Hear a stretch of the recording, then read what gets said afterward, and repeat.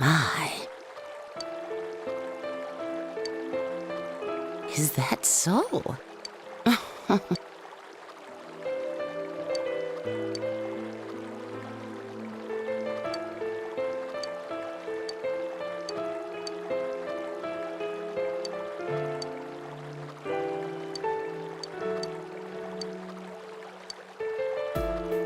I loved, and because I loved him,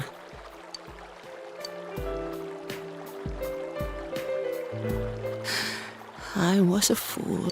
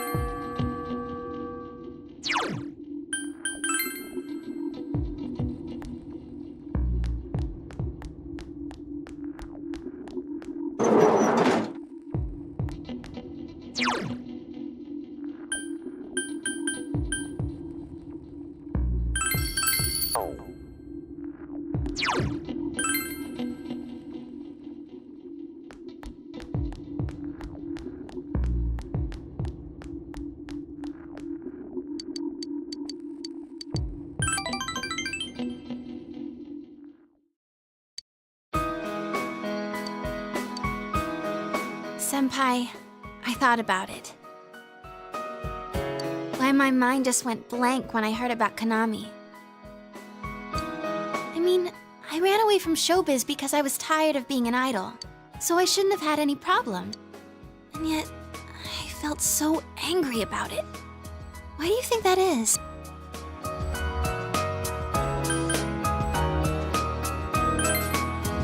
Yeah. But really, that's how it was. Rizette's name in lights, idolized by the masses. That was me, too. I didn't want to lose that me. There's no way to become someone else. I ran away from my plain, gloomy self. Right now, I'm the homicide detective self, I guess. I would have run away from that as well if I didn't realize. I've been trying to become how I wanted to be. I pick a role. When I'm through with it, I continue chasing the real me by picking another role. When in fact, those roles are all me. I don't want to run away anymore. I don't want to search somewhere else for myself.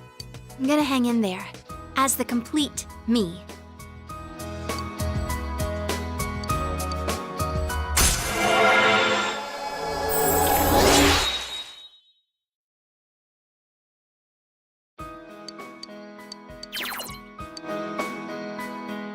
After all, it's where I met you.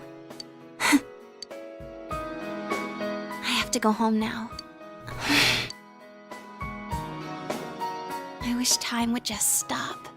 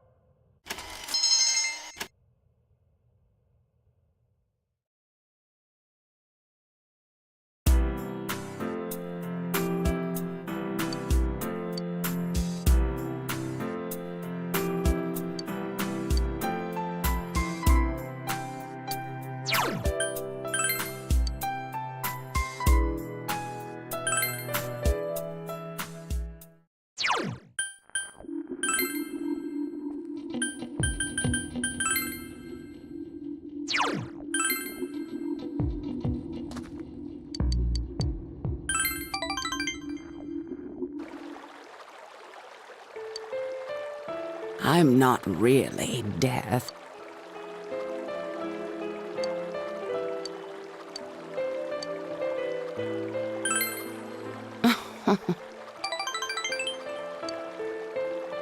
But the truth is, I don't have any special powers like that.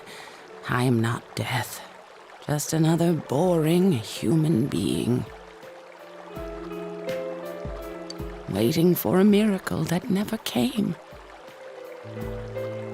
Before I knew it, I was wishing death on the one person I loved most in the world. I was lonely, forgotten, and loving, being loved. All that is what goes into making us human.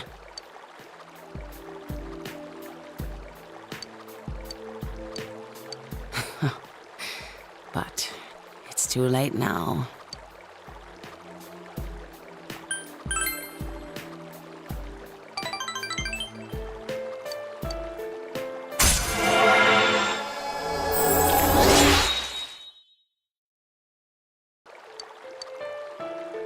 The man I loved is gone. I can't ignore that fact any longer.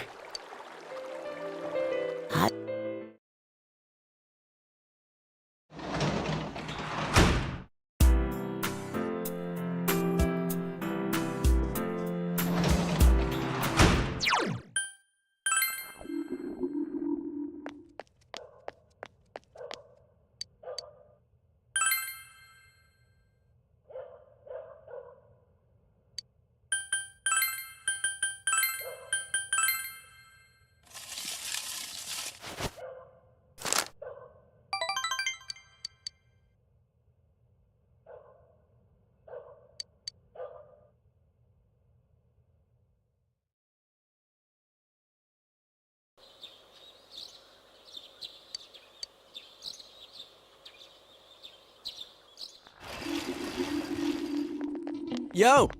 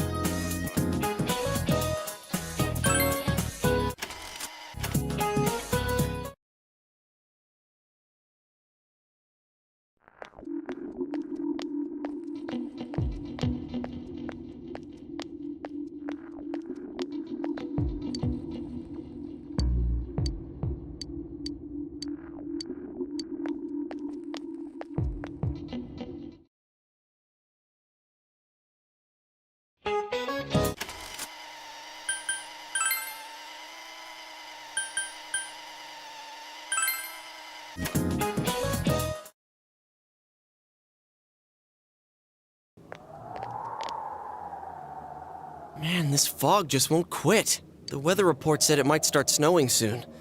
But what's going to happen if it snows with all this fog? Whoa! Where'd you guys come from? Wow, that's quite a crowd you got there. We ran into each other back there, so we came together. The fog's so thick that sometimes you can't see your nose in front of your face, so everyone's forming groups now. It's definitely been weird lately. It's so cold, too. Visibility's so bad it's scary. Can I stick close to you, Senpai? Oh, this girl never changes. It really is hard to see anything in this, though. It's just like on the other side.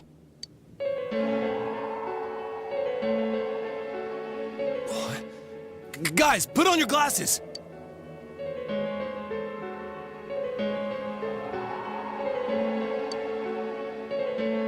Whoa, it's all clear. What the hell's going on? These glasses are meant to help us see through the fog in the other world. But putting that aside, no glasses would improve one's visibility in a fog under normal circumstances. Then, could the fog from over there be leaking into our world? Huh? Well, you guys think that's it? I was kind of expecting you to ignore it as Chie being random again. It's just a thought.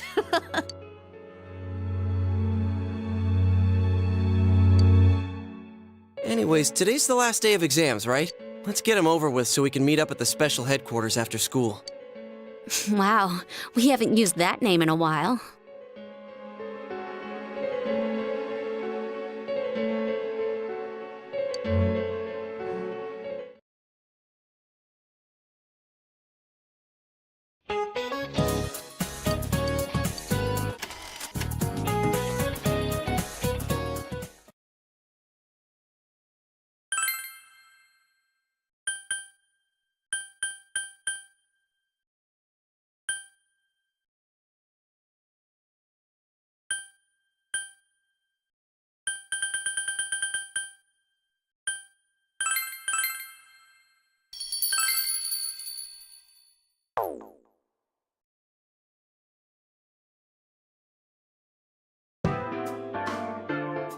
Hey, here's a story about the fog.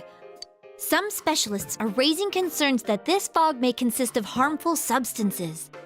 More and more citizens are calling for an investigation into the cause of the fog and the facts about it. Though the government has begun its preliminary investigation, many feel that the causes will be hard to pinpoint. Oh, is this fog really dangerous? You hardly ever see people walking around town anymore. Or here either. Everyone's too scared of the fog now to go outdoors much. It does seem a lot like the fog on the other side. But beyond that, I'm clueless. There's another item of note here. A summary of Namatame's career with details about the case. The suspect was having an affair with the first victim. It seems she was killed due to relationship troubles. Also in April, Miss Saki Konishi's body was discovered.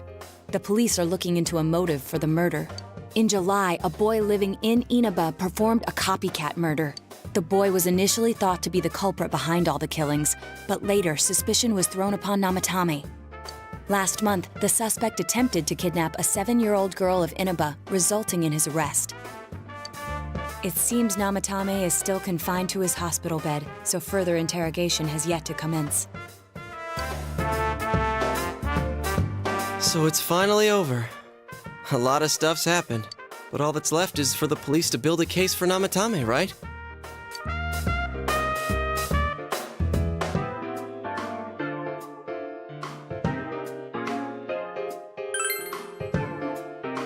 I'm sure your uncle can.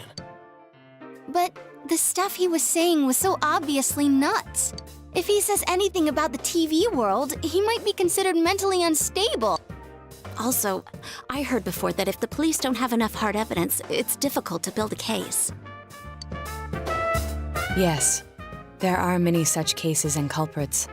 It's the eternal conundrum for crime investigators. So even if they're caught, the law can't do shit? It's a possibility. Hell's up with that! We all know he did it. You can't just let a maniac who thinks he's saving people by killing them run wild on the streets! They better not dismiss something this serious because of some mental issues. Saki-senpai. No, not just her. Or that announcer. Even King Moron is his fault. If it weren't for what he did, nobody would have tried a copycat killing. It's his fault Nanako-chan's in the hospital right now, too.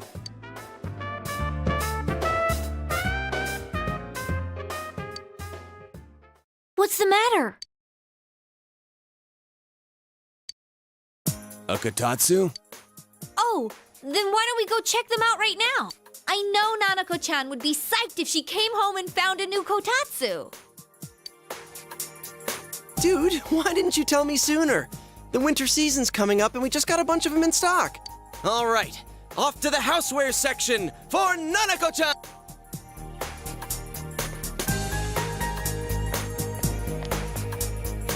If we're getting a Kotatsu, we better get some oranges to complete the set. It's a cliche because it's true, damn it. The best compliment to a kotatsu would be a heated rug. Dude, that much juice would kill the breaker the moment you tried to microwave something. Oh yeah, you've never used a kotatsu before, huh, Ted? It's nice and toasty. Can I still stay here? You kept your promise to me, so I should be going back. But I don't want to go until Nana-chan gets better. Of course you can stay. How many times do we have to say this before it gets through to you? Nanako-chan would be sad if you weren't there when she wakes up. But I couldn't save Nana-chan. Don't be silly. We saved her together. We caught the killer, man. We couldn't have done that without you. Teddy, you shouldn't talk that way when Nanako-chan is still fighting. You guys. Sensei, I'm so touched. I'll stay by your side until Nana-chan comes home, Sensei. Oh, that's right. There's no one but you at your place. Hey, why don't we pick out a Christmas present for Nanako-chan while we're at it? Oh, that's a great idea. I'm sure she'll be out of the hospital by then. All right, but none of this charge it to Yosuke stuff this time. Seriously. We're clear on this, right? Oh, come on. Why would we do something like that? Dude, the clothes you got for this guy? I almost pissed my pants when I saw the receipt. How many days do you think I had to work to pay that off? Well, I can't help it if Juness overcharges for things. Ugh. Well, I guess you gotta expect that. It's not like Chie-san's ever had the occasion to help a guy shop before. What? What did you just say? Come on, baby. Don't fight over me. Stay out of this!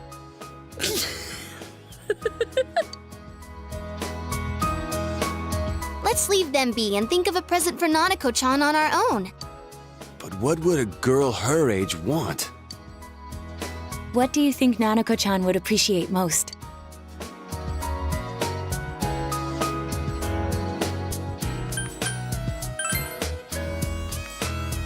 That's not really for kids. It's still pretty cute. Just like the real thing. All right, as soon as Nanako-chan's out of the hospital, we'll have a party at your place. Yes! And we'll bake the cake! Of course. Let's make it a cake to remember. Oh, no, you're not! Are you trying to send Nanako-chan back to the hospital? Hello, this is Adachi. I want you to stay calm and listen to me, okay? Nanako-chan's condition suddenly got worse. The doctor wants you to come to the hospital immediately. We'll be waiting. Come on, let's go!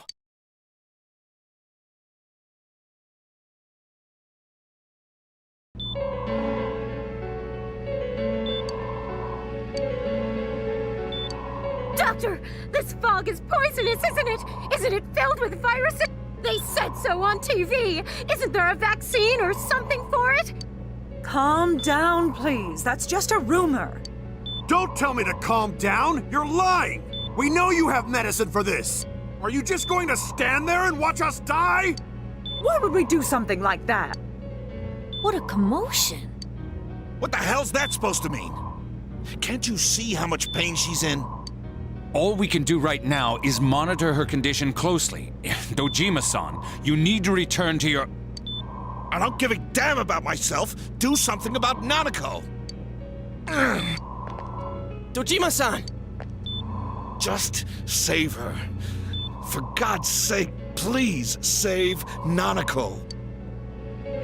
We'll do our best. I must ask you to step outside for the time being.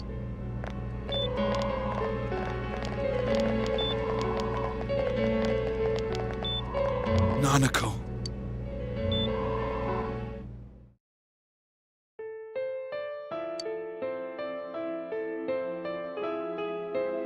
Hey, can't you do something? This all has to do with the world you came from. Can't you figure something out? I'm thinking, but... Damn it!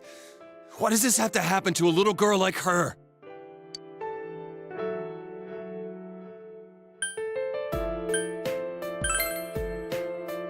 Why'd it turn out like this? Nanako-chan's gonna be okay, right?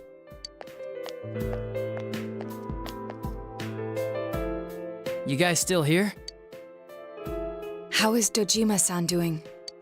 His wound's opened up again. They're treating it over in his room now. Any luck with your investigation on Namatame? About that, I won't mince words here. We're gonna have a hard time making these charges stick. What's that mean? I talked with the guys at the station, and it'll be next to impossible to find him guilty in court. Especially given the reason why we took him off our list of suspects for the first case. Oh yeah, something about him having an alibi. Yeah, that. And the whole angle about him putting people into TVs, there's no way that'll stand up in court. No one would believe that. What the public wants is when, where, and how Namatame killed these people. And Dojima-san knows it. Well, ain't you calm about this? I'm just telling you the truth. And you call yourself a cop? You want to see that stuff so bad, we'll show you! Hurry up and bring a TV here, damn it! Hey, stop! What the? Is Nanako-chan's family here? Hurry inside. Please talk to her.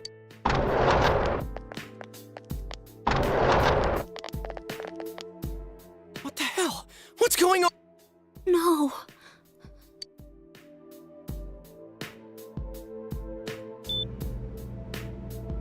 Daddy...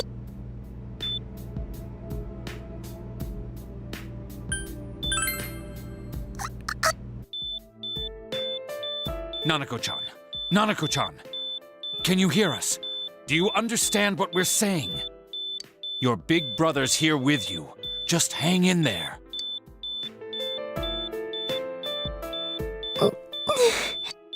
Where's Dojima-san?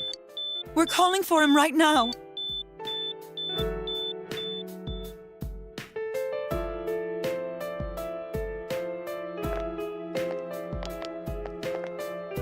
How's Nanako?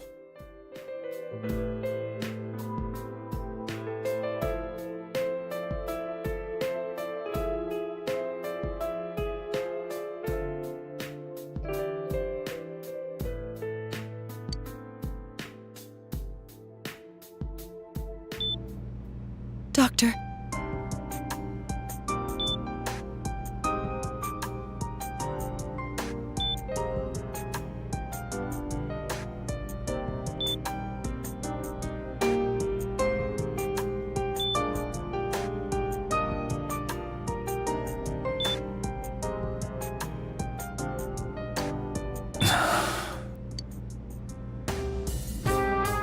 Big Bro...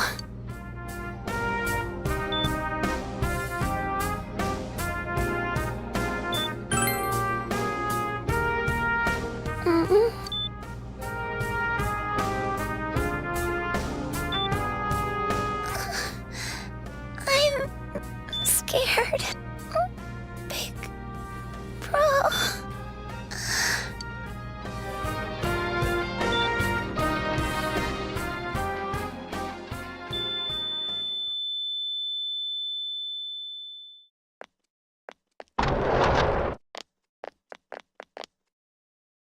Nanako!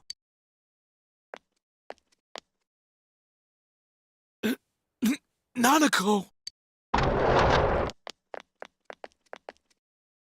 I'm sorry, sir.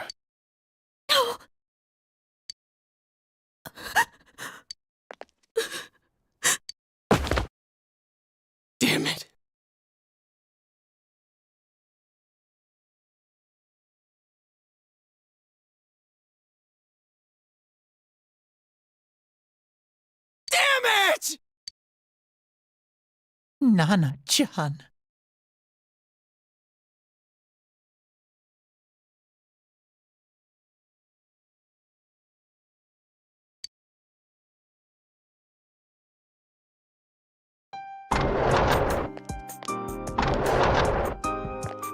We did everything we could, but we still couldn't figure out what caused this.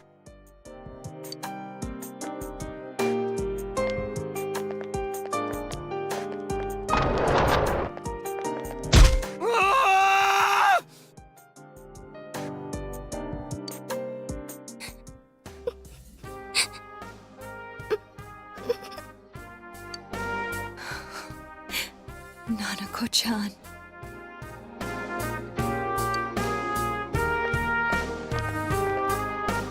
Dojima-san, what's with that look? Huh? What's wrong, everyone?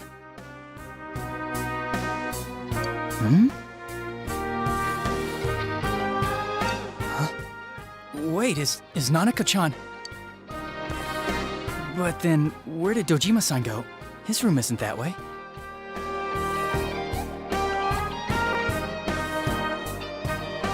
Wait a sec. That's the way to...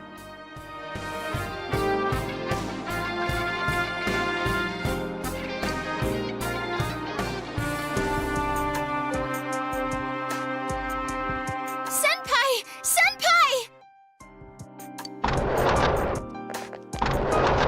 Dojima-san might have gone after Namatame! Adachi-san said he was admitted to this hospital! You transported him to the same hospital? For crying out loud, he's the suspect in the case! What are you getting mad at me for? This is the biggest hospital, and he's in no condition to be moved.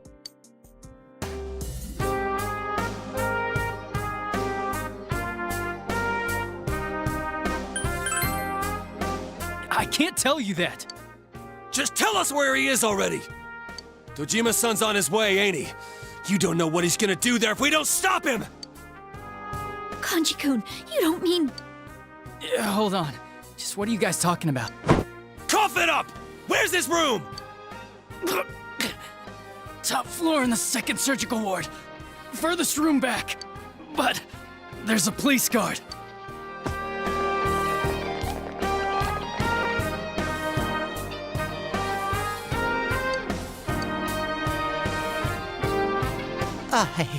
I was always watching over Nana-chan, and I still couldn't save her. It happened in my world, even though I was the only teddy in that place. I still couldn't do anything.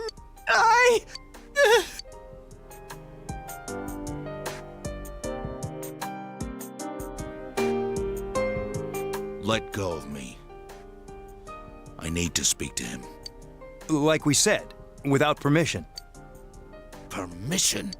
Who gave him permission to kill Nanako? Tell me that, huh? The hell with you all! Why is he still alive when Nanako's dead? Give me back Nanako! Give her back! She's all I have! She's... the only one in the world. Call a doctor! Let go of me. I need to... Holy crap! Dojima-san! Quick, get him to his room. I'll go alert the doctor.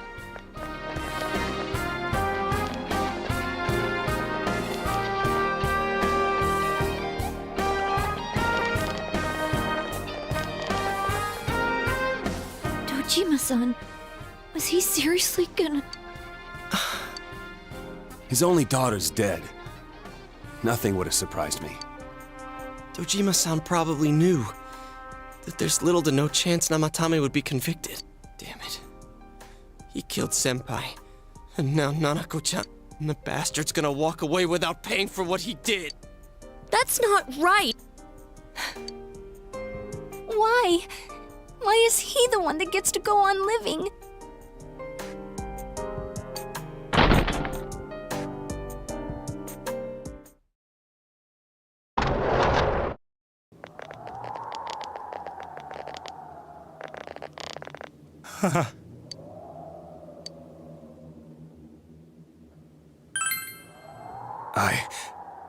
I was scared, so I... You have your life, and now you want your freedom too? It's your fault that Nanako-chan... I didn't. 12 o'clock. Is it the Midnight Channel?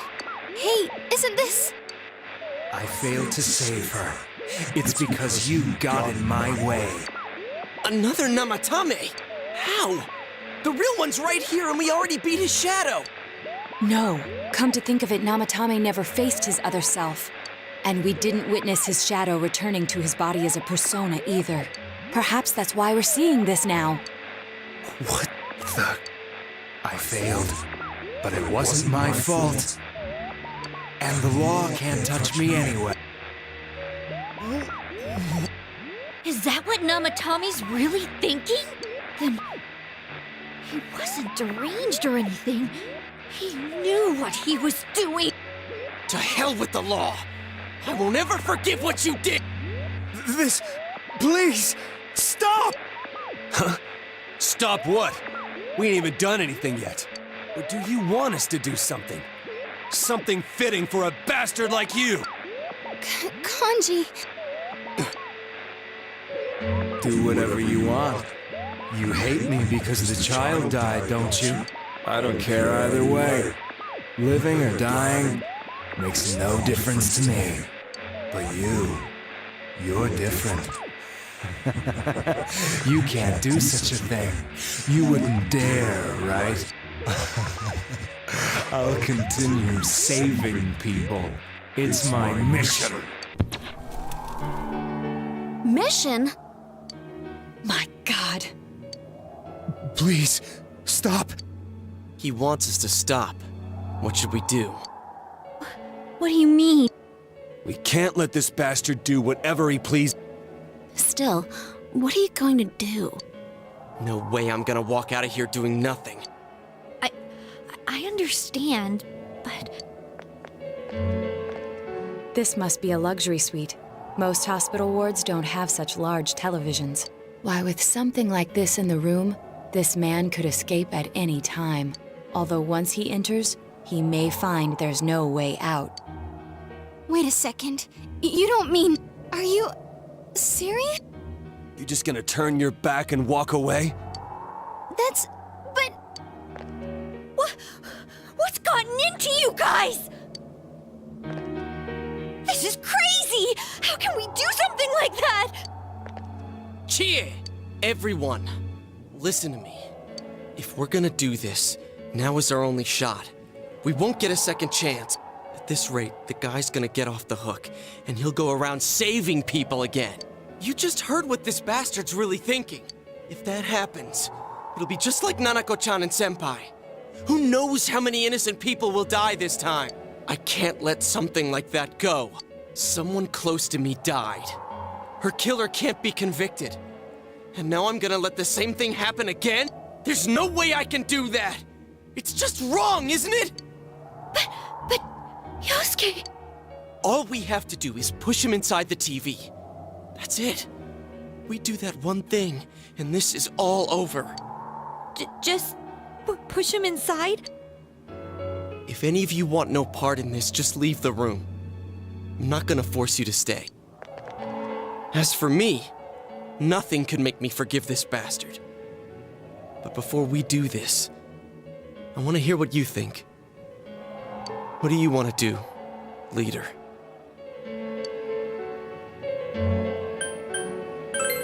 We don't have time to wait. If we don't do this now, the cops will come back. What are you trying to say?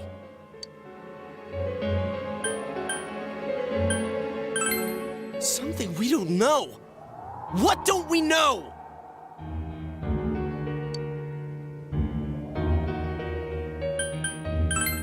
But we just heard the guy's true feelings on TV!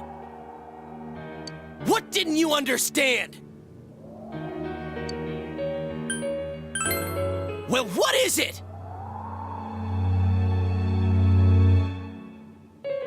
I already told you there's no time to waste.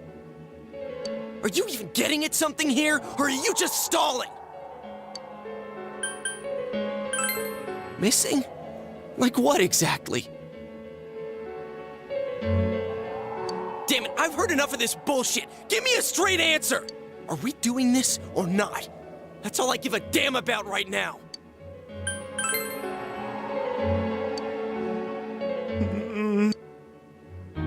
He's right. Let's all calm down for a second. I'm perfectly calm. Hey, what did you mean by we're missing something? What's there to miss with a sick bastard like him?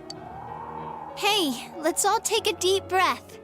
After what happened to Nanako-chan and seeing Dojima-san, we're not thinking straight right now. Fine.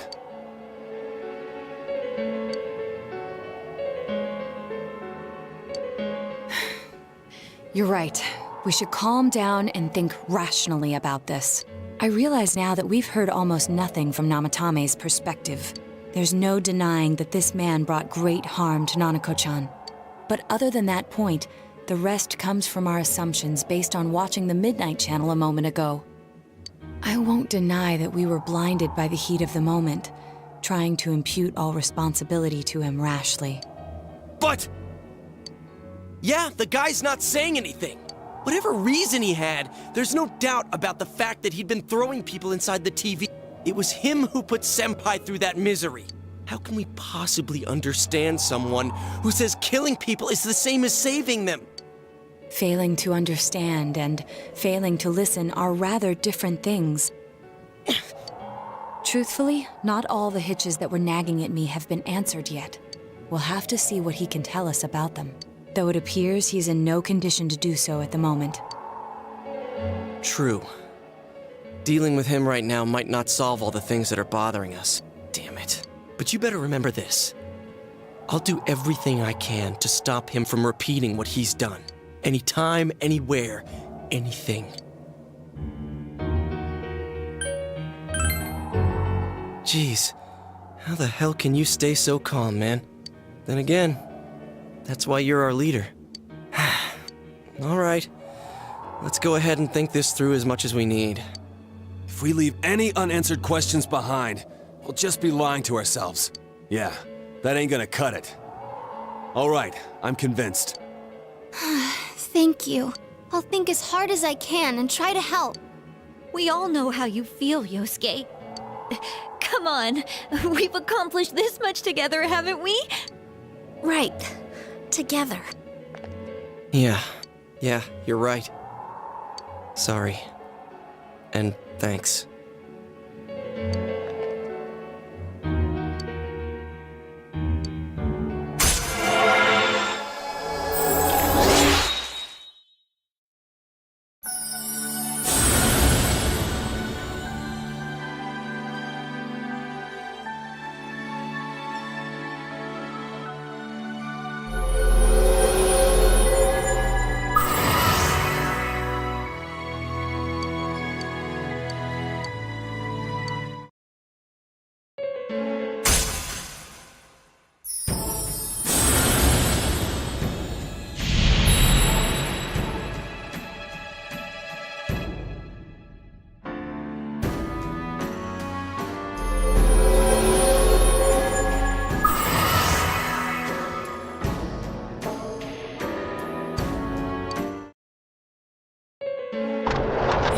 You guys?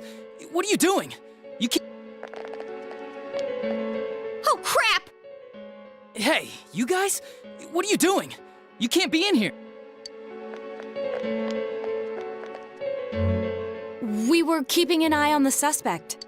The police officers outside seem to have their hands full helping Dojima-san. If Namatame were to escape, it would be a disaster for the police's reputation and their trust in you, Adachi-san. Oh, I see. We'll tighten security from now on, and I'll arrange for him to be transported out as soon as possible. So, if you guys can keep quiet about being in here, I'd really appreciate it. How is he, Doctor? He seemed to be extremely agitated a moment ago. He seems fine for now, but he really needs his rest. Outside, everyone. Doctor's orders. Understood. We should go too. Let's get back to Nanako-chan's room.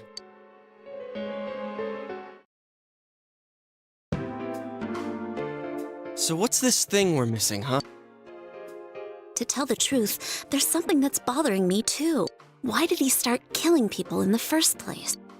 Well, he said himself it was to save them, right? So he killed his lover in order to save her and kept going?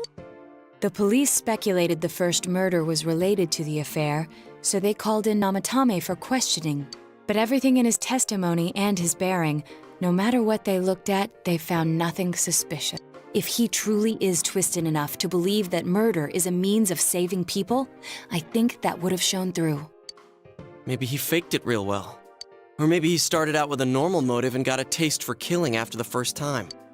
No, if that were the case, his motive for killing that announcer would be even more inexplicable. Namatame and his wife were separated at the time. Both Misuzu Hiragi and himself testified that she had discarded him. Hiragi also knew about Yamano beforehand, and Namatame was shocked to hear of Yamano's death. Their relationship was known and was not strained to the point of murder. There's simply no motive in the affair angle. The police invested a great deal of effort into investigating this point. Therefore, we have no convincing motive for Namatame to kill Mayumi Yamano. Although her name was written in Namatame's own diary. His reason for killing her. It's still possible that he was crazy to begin with and no one realized, right? I don't really get any of this. Oh, this is so confusing! Hey, we could hear you in there. This is a hospital. Maybe you should quiet down a little. Oh, there you are, all of you. Please come with me immediately. Huh? What's going on? What are you waiting for? Hurry, go!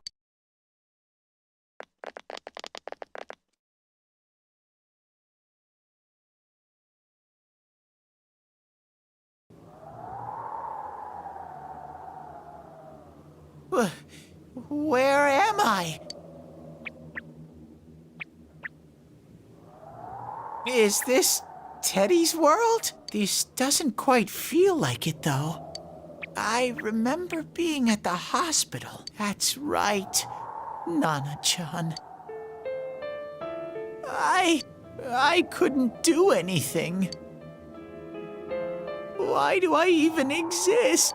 I couldn't keep my promise. I lost my reason to be there. That's it. I remember now. So, it was true. Guys, Sensei, what should I do?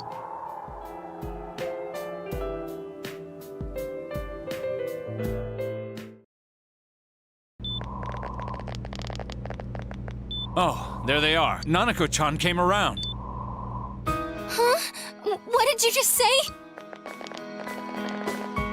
Nanako-chan's alive? Are you serious? It's very rare to be resuscitated after one's heart and lungs fail, but it does happen. But until I know why she collapsed in the first place, I can't say for sure how well she'll recover from here on. Still, Nanako-chan's a fighter, and she's trying desperately to stay alive.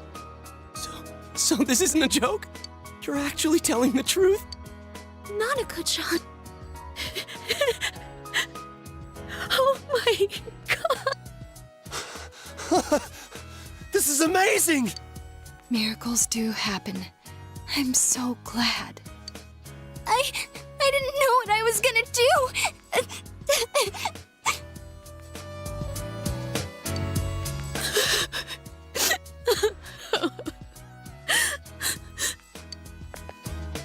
Come on! Stop crying, you two!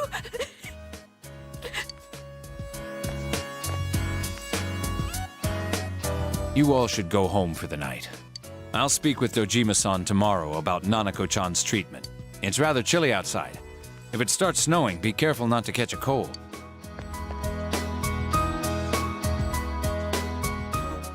Wait a second, where's Teddy?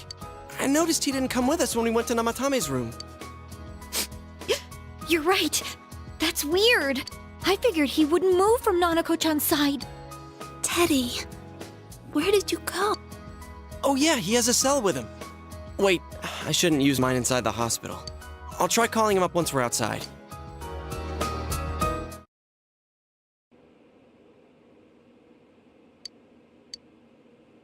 Oh, there you are. I forgot to tell you. Don't pull that again, okay? You can't just meet with the suspect like that. Anyway, I came to give you an update on Dojima-san. His wounds opened up a little, but he's treated now and he's fast asleep. He'll be all right, don't worry. Knowing him, by this time tomorrow, he'll be on his feet and yelling at people again. Don't tell him I said that. Anyway, I heard Nanako-chan's on the road to recovery again. You guys were being so dramatic that I got really worried. But this is good news. She'll be well again in no time. By the way, you're all alone at the house now, right? Well, enjoy your freedom while you can. Dojima-san and Nanako-chan will be back soon after all.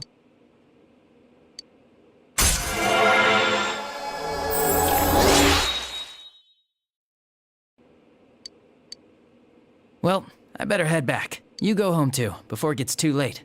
See ya.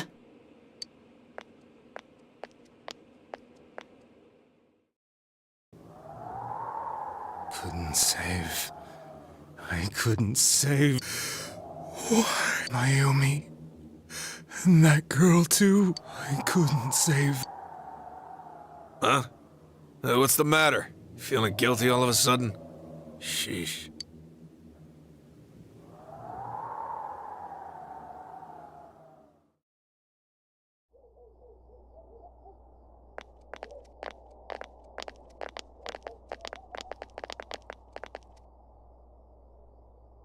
I can't reach him. Did that stupid bear forget to charge the battery? We took a quick look around the hospital, but there's no sign of him. I wonder where he went. Oh, it's snow. Hey, you're right. Wow, it's been a while since I last saw real snow. It doesn't look that pretty, though, because of this fog. I guess this makes it the first snow of the year. It's freezing. Let's go home. Hey, Yosuke, if you find Teddy, don't forget to contact us, all right? I know. Let's meet up at the special headquarters tomorrow.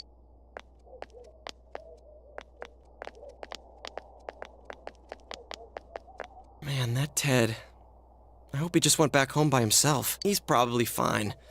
But I'll hurry home just in case. Well, see you tomorrow.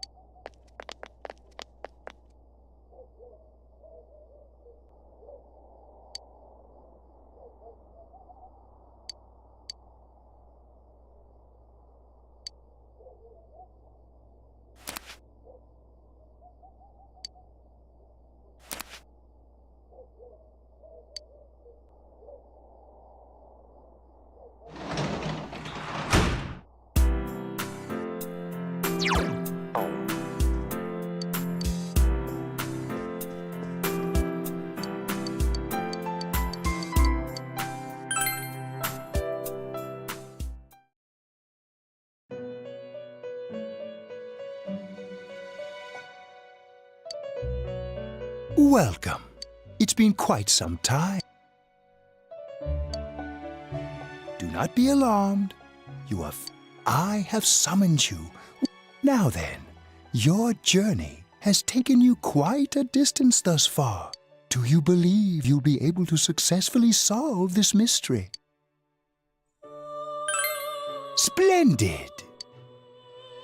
The precise destination of this vehicle, that too is getting rather hard to judge. If we continue driving blindly, we may end up leading you further away from the mystery that you must reach. Well, why don't we take a moment to look back on your journey? It was for that purpose that I summoned you here tonight. Margaret?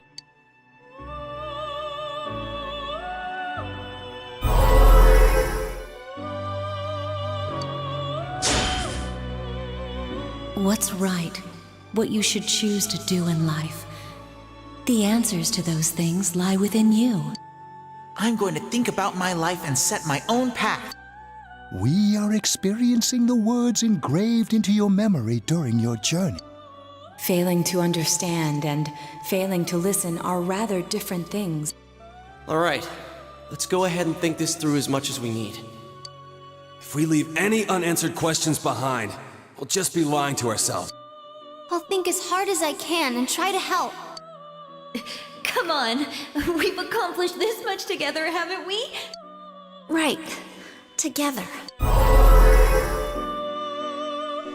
And it seems you have comrades with you as well. Those heading in the same direction through this dense fog.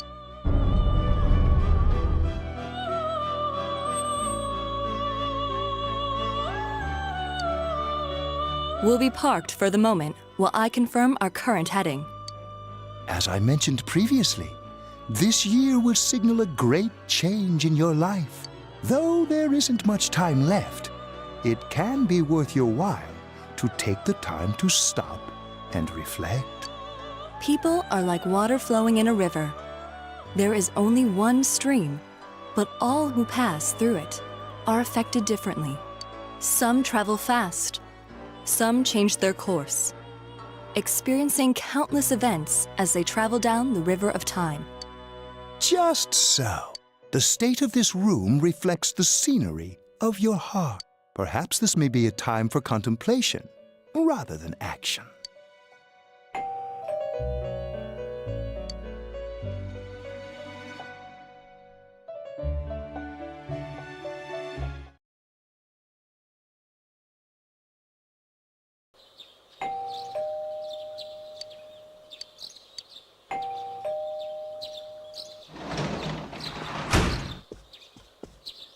Teddy's missing. I looked all over the neighborhood, but I couldn't find him anywhere. Yeah, me too. He was acting all weird lately. Rise and the others are checking inside the TV to see if he's gone back to the other side. We're meeting pretty soon, so will you come with me to Junes?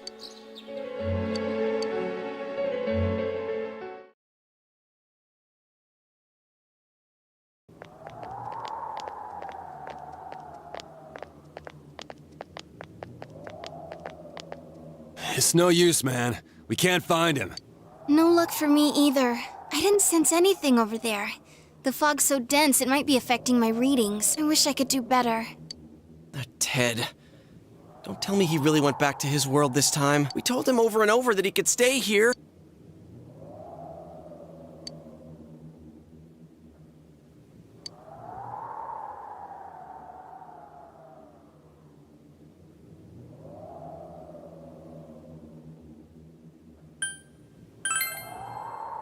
I guess that's all we can do right now. He plays dumb a lot, but he's attached to us deep down. He wouldn't disappear without saying anything, right? I'm worried for Teddy myself, but let's trust in him and await his return. Right now, we must concentrate on the case. It won't be long before Namatame is transferred to another location.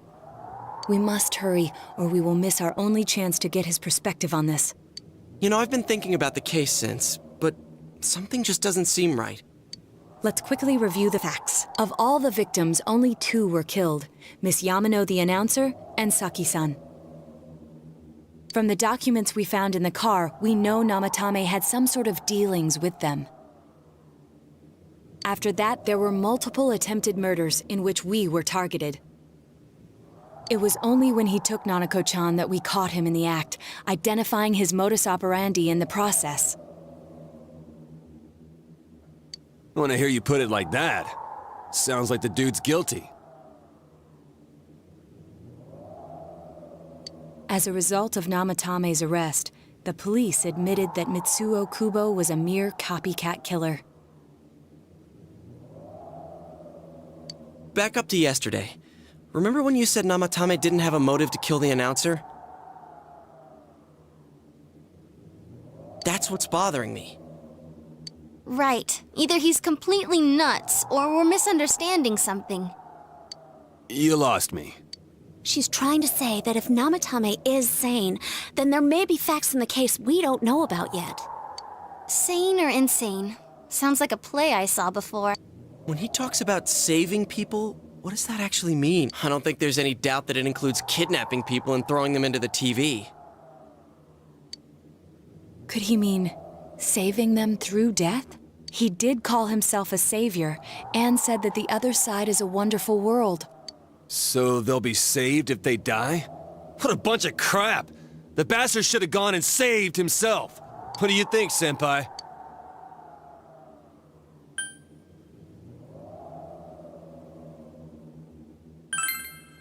If you think about it normally, it's gotta be him.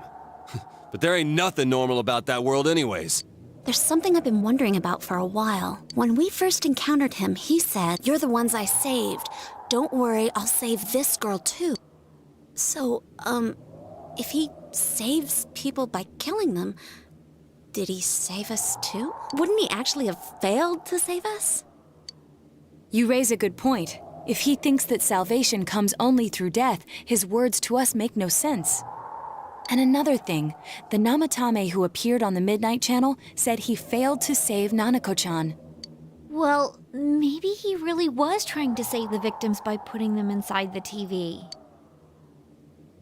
Come on, don't get all quiet like that. You guys know I just say the first dumb thing that pops into my head. The possibility that he truly intended to save us. But he's still the one who threw in Saki-senpai and that announcer, right? Sure, we haven't nailed down his motives, but that doesn't change the fact that he killed them. Or what? You think someone else was involved? What makes you think so?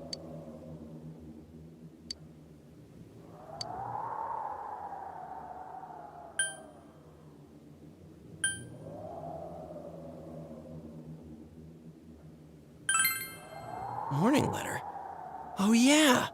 Whatever happened to that thing? If Namatame's the killer, he must have been the one who wrote it, right? Let's review them.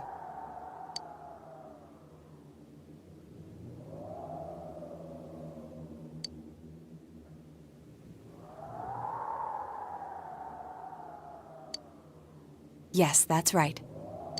Isn't that kinda odd? Would someone who thinks he's saving people by killing them write stuff like, "Don't rescue or kill"? Yeah, and the will be put in and killed part doesn't make sense either. If the killer was writing it, wouldn't it be more like I'll put in and kill? Hey, could this mean...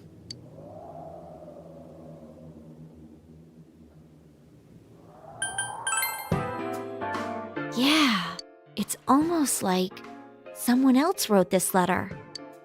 But only the killer would write such a letter and deliver it to Dojima-san's house, right? If someone else wrote it, that could only mean... Dear God.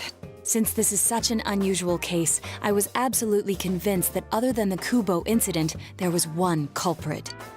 So Namatame really was trying to save his victims? Everything is exactly the opposite of what it first seemed.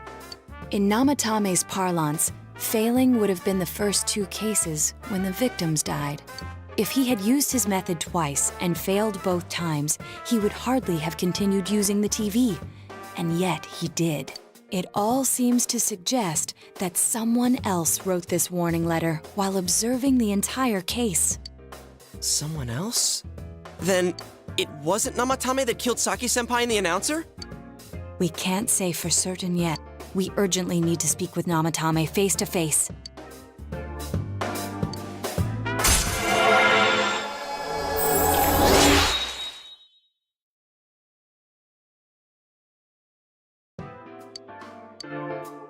How though? After what happened yesterday, they said they're gonna tighten security. I have a plan, but there's no time to waste. Let's hurry to the hospital.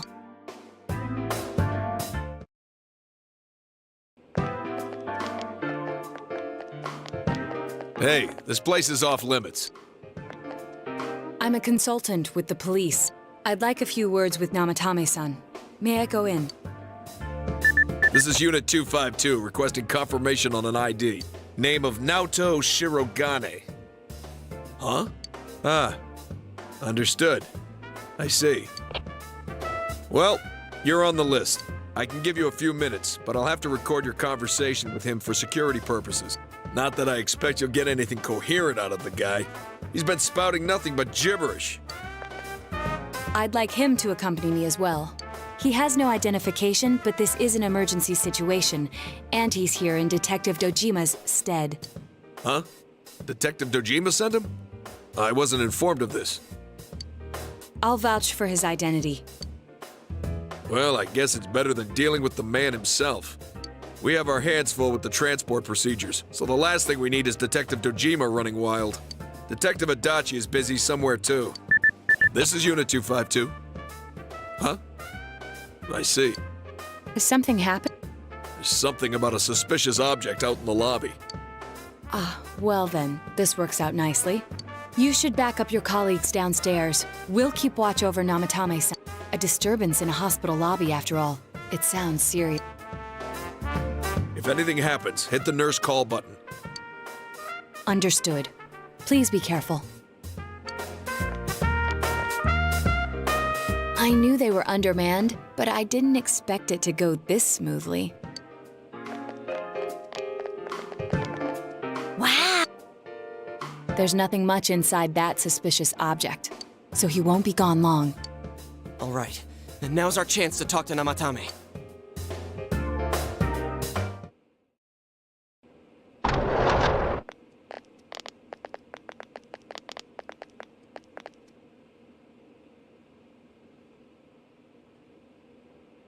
Namatame-san, there's something we'd like to ask you. It's tempting to think that you were the culprit behind this entire case, and to be honest, there are many in this town who hope you are, but we are here to learn the truth. So please, answer our questions. Huh?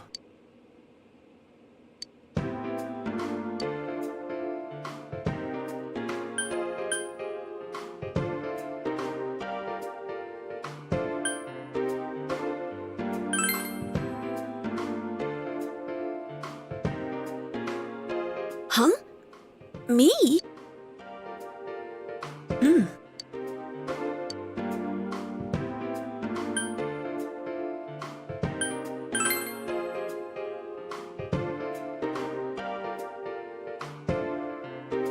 They were killed.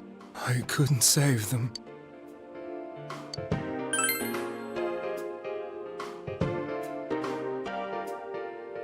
No. If nobody saves them, they'll be killed. That's why I put them in there. Then tell me if my estimation is correct so far. After discovering the Yamano and Konishi incidents, you realized an appearance on the Midnight Channel meant certain death. Thus, to save her from that fate, you kidnapped Yukiko Amagi. You couldn't let her be killed, so you threw her into the TV, preventing the killer in this world from reaching her. And you repeated the process as more individuals appeared on the Midnight Channel. It all falls into place. His body is weak, but his mind is sound. He's trying to tell us the truth. Yeah, but if the stuff he's saying is true... There's another killer who murdered the first two victims? Indulge us in a few more questions.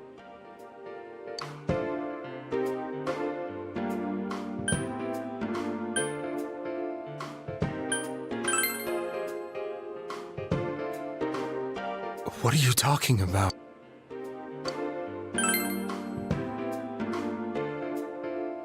I have no idea. I want to know that too.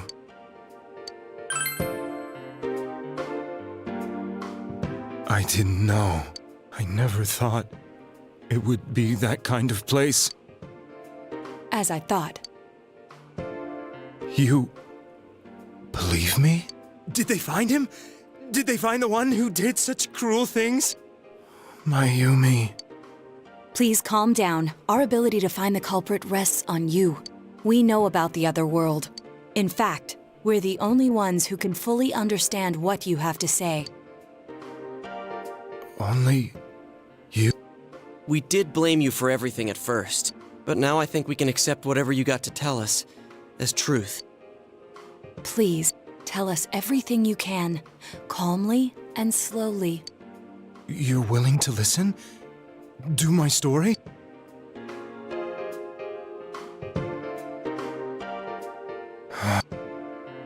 All right.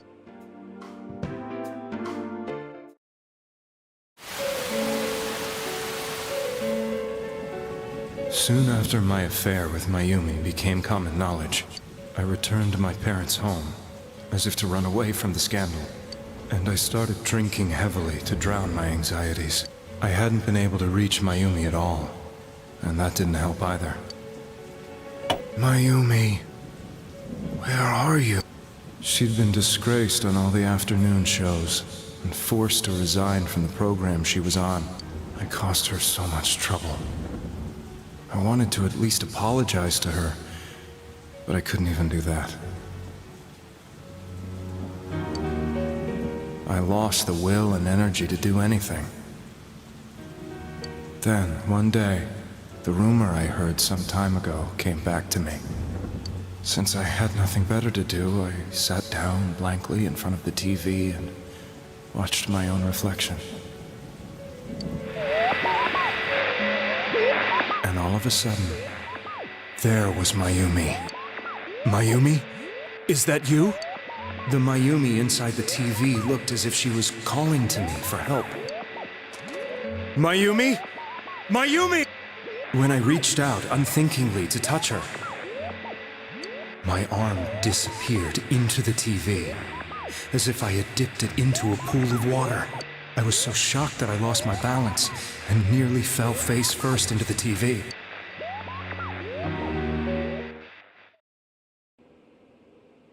I was so scared. I couldn't understand what just happened. I thought maybe I'd gone insane. In the end, I decided to think of it as just a dream, and I went back to the city the next day after finishing work. The next afternoon when I got to work, I was fired on the spot, as I expected. That wasn't what broke me, though. It was Mayumi being found dead. And not just that, but it had happened in my hometown.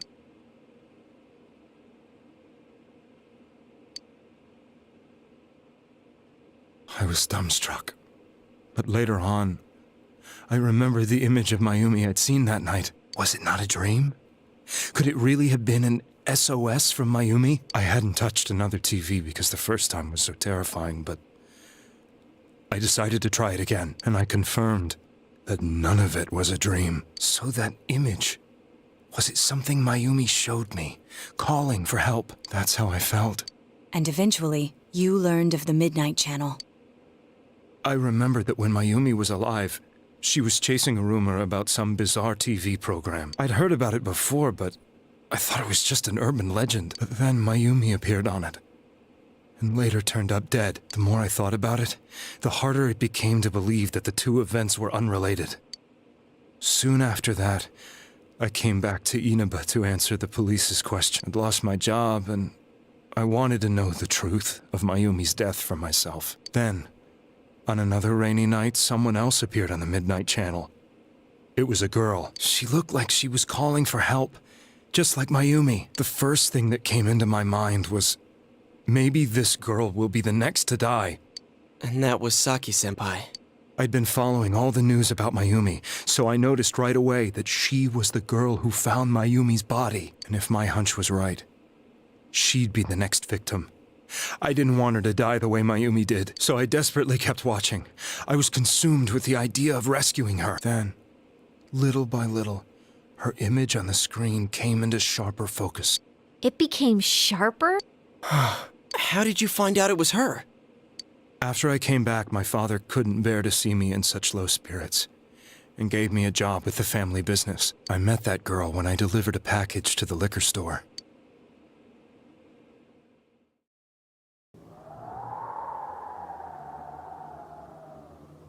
After agonizing over it, I decided to meet her, and told her to be careful.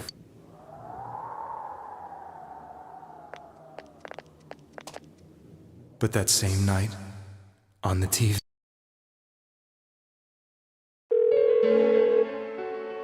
she looked as if she was being engulfed by some black shape. She was writhing in pain. That's why I warned her. Why won't she pick up the phone? Come on, please!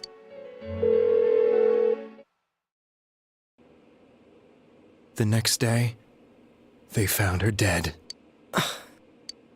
I knew she was going to be murdered, but I couldn't save her. I blamed myself, thinking there must have been something I could have done.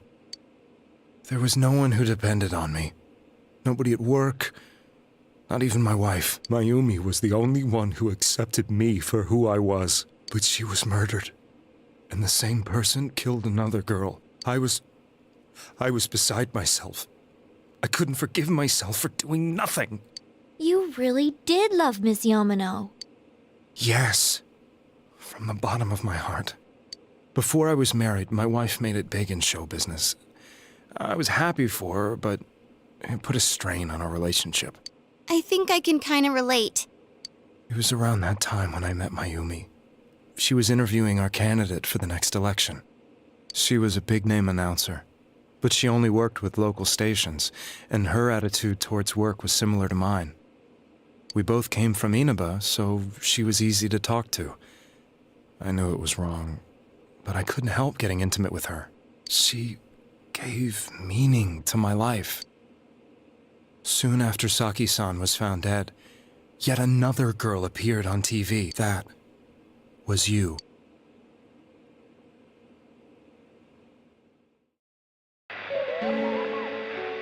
She'll be kidnapped next, and murdered. I can't let her end up like Mayumi and that other girl. This time, I'm gonna do something. My opponent was a murderer who left no clues to his identity. I thought hard about what I could do to protect her from someone like that.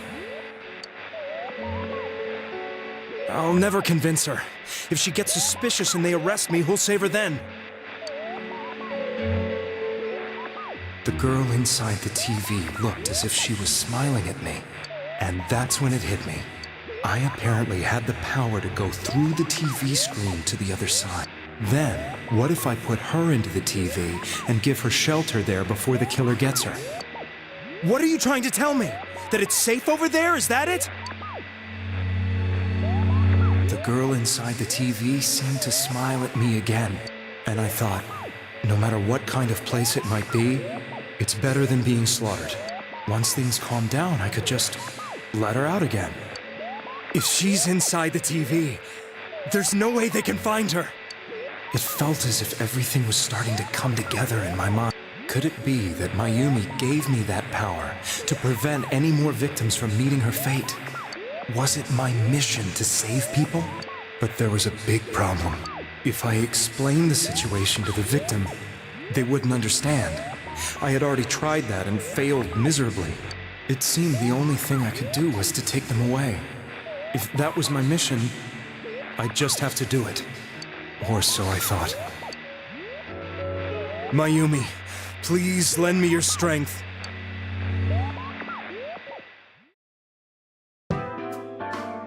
So, since you thought people who appeared on the Midnight Channel would be killed, you kidnapped us in order to save us. Mission? Give me a break! You never stopped and wondered about any of this? I thought I was the only one who could help them.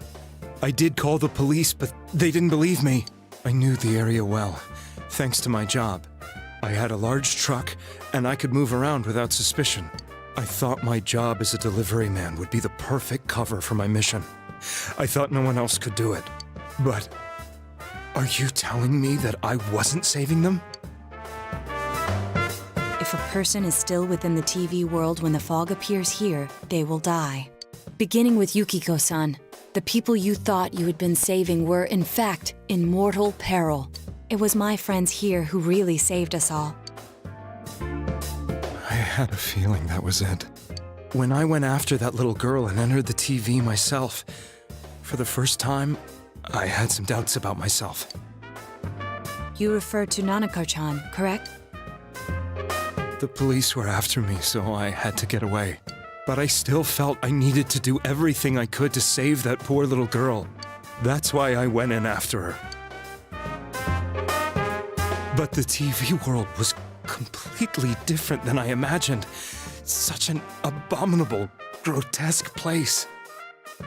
I knew that the three of you who I saved went back to your normal lives, so I didn't realize how terrible that world was. I never knew you couldn't even get out of that place on your own. No. That's a cowardly way to put it.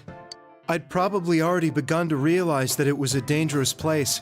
If I hadn't, I wouldn't have gone to see you all. See us? Wait, are you talking about the concert we did at Junes? Yes. I wanted to know why the ones I saved were all hanging out with each other, and how much you remembered. But in the end, I couldn't bring myself to say anything and ran home. I must have felt too guilty. But all the doubts and anxieties I'd been unconsciously suppressing exploded out when I entered the television myself. I thought I was going insane. And you know the rest. I thought I was going insane. I probably did. And you know the rest. When I came to, I was lying. You really were trying to save people. But I ended up doing just the opposite. What a fool. I always wanted to enter the world of politics and become useful to society. But after losing my job and the woman I loved, all I had left was this power. I convinced myself that world was some sort of sanctuary, and I secretly believed myself to be a hero. I never doubted what I saw on TV, and believed everything was as I wanted it to. I didn't think for myself at all. That's why I couldn't protect them. I'm to blame for all of this.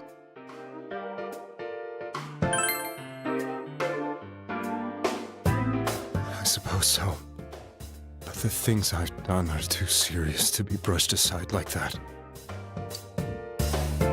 I have no intentions of running away from my crimes. I'm prepared to face the consequences. Kidnapping is already a serious crime, and on top of that, I put all those lives in danger.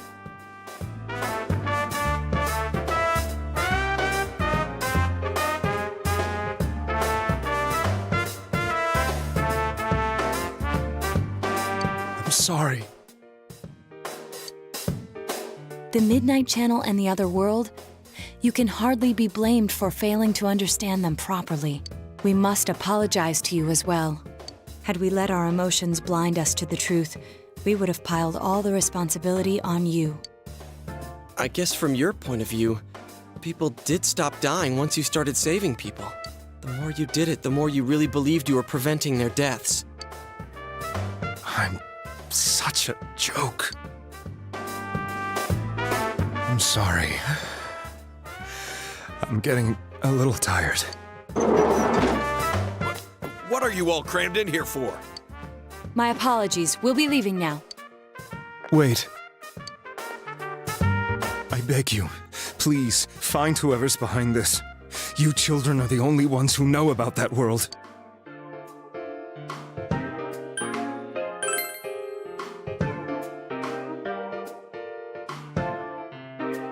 It's all clear now. He never committed any murders. It was another party who threw the first two victims into the TV.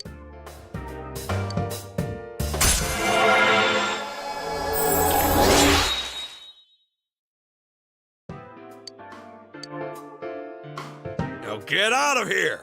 I told you, he's almost ready to be transported. We can't have anything else happen. Sheesh, I better not see you rascals here again.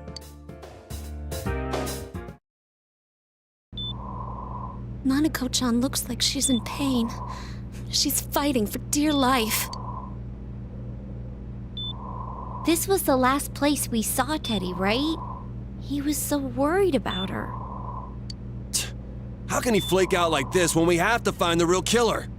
The police consider the matter closed. We'll have to do all the investigation from here on out. Let's revisit Saki-san and Miss Yamano's incidents and see if we can turn up fresh details. But it's been over 6 months. Wouldn't the trail be cold by now? I know, but we can't give up. We're the only ones who understand what's really going on. And you never know. People might remember some things now because they've had so much time to think about it. Let's split up and talk to people all over town tomorrow. We'll meet up in the evening to discuss our findings. I hope we can find out something about Teddy, too.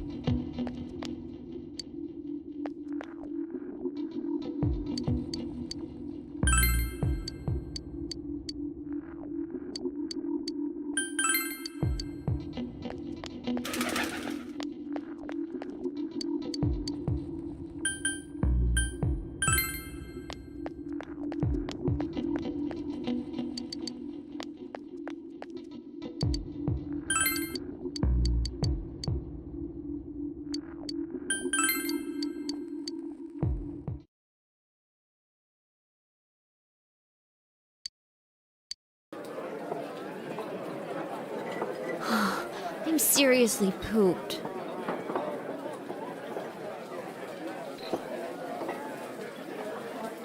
This stuff's a lot harder when you don't have a badge to flash. I walked around all day and didn't hear anything good. It was the same for me. There was absolutely no talk about the case whatsoever, let alone the true culprit. Ditto for me. Actually, in my case, I kept getting bombarded with questions and couldn't get them onto the main subject at all. The killer must be pretty good to have pulled this off without being seen by anyone in this small town. What should we do? Well, one steak bowl, please. That's not what I meant. But then again, I guess we might as well take a break. I'll have a crab and egg fried rice. I'll have roast pork ramen with extra noodles.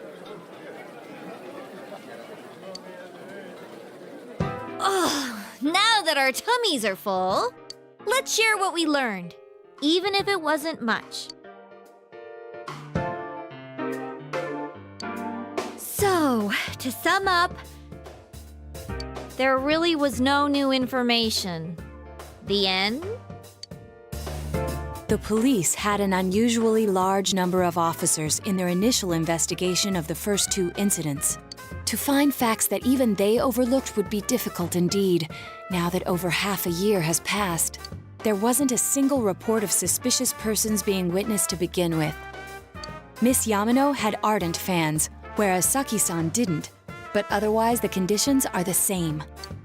You know, every time I tried to ask about the case, everyone ignored me and kept ranting about the damn fog. Yeah, that or the Midnight Channel.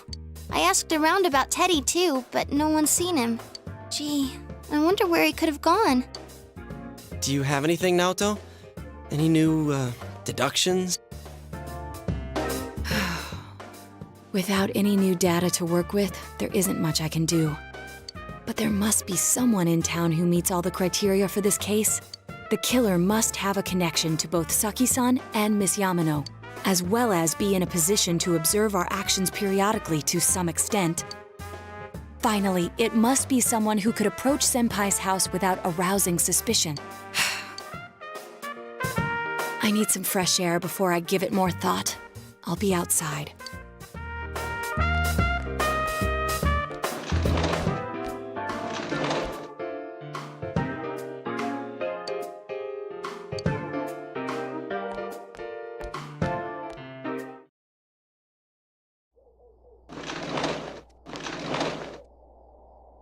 It's snowing. No wonder it's chilly.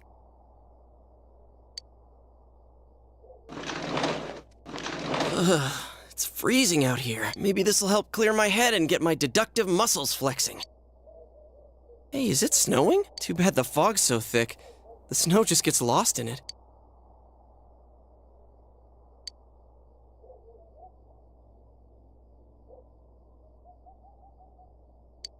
What's the matter?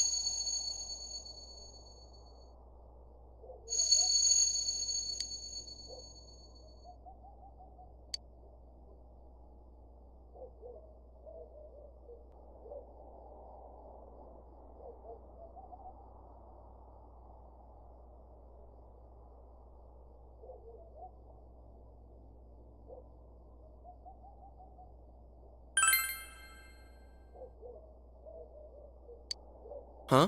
What about him? Detective Adachi. A member of the police force.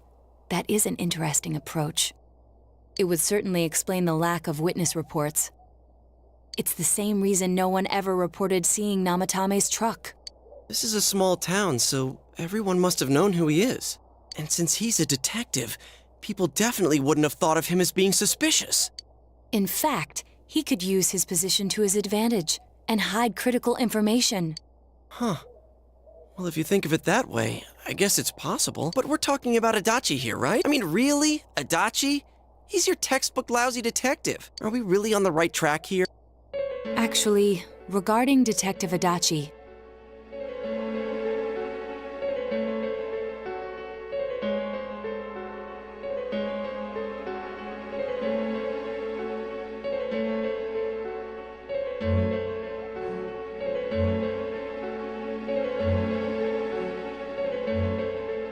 I'm not sure how to put it, but there's something that's been bothering me about him for some time now. Yeah? Perhaps it's just my imagination, so I shouldn't speak too... It's cold. I think we've cooled down enough here. Let's go back in.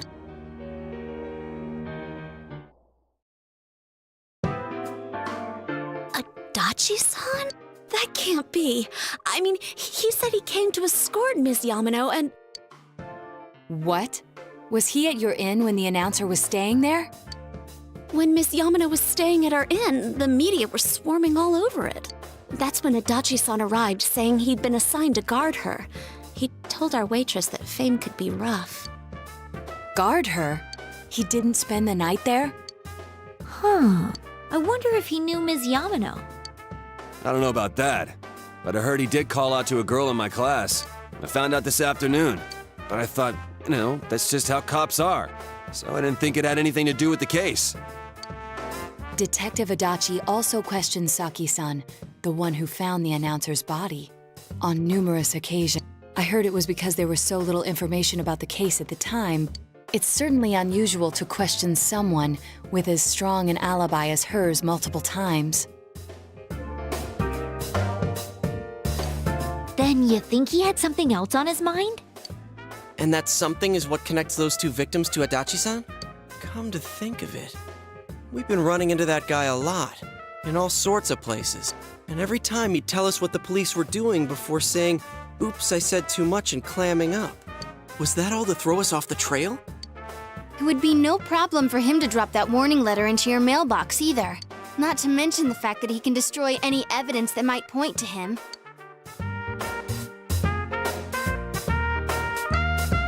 Then, is it really Adachi-san?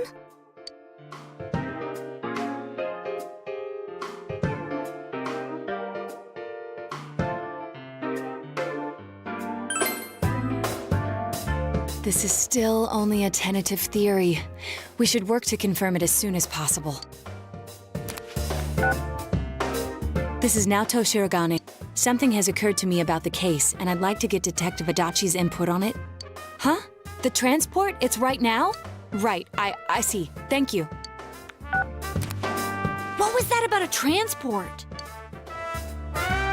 Detective Adachi is headed to the hospital to prepare for Namatame's relocation.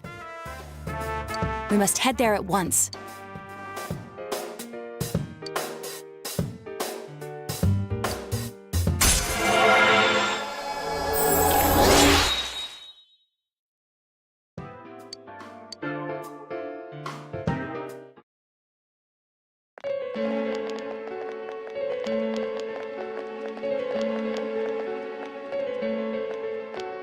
Huh?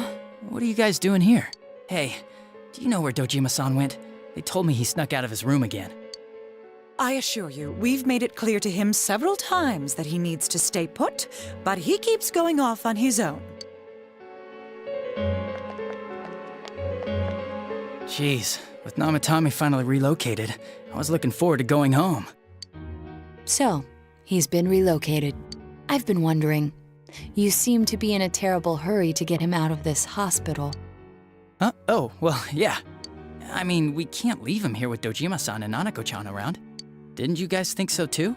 Hey, what are you doing here anyway? Nanako-chan's room is in the other wing. Don't you think you should leave before Dojima-san finds you? If he catches you, he'll start pestering you again. Adachi, where's Namatame? There's been a lot of noise today for some reason. Dojima-san, what are you doing here? Namatame's already been relocated. I was looking for you so I could tell you that. You did what? Who authorized that? There's still more I need to ask him about. Give me a break, Dojima-san. Those first 2 murders have been bothering me.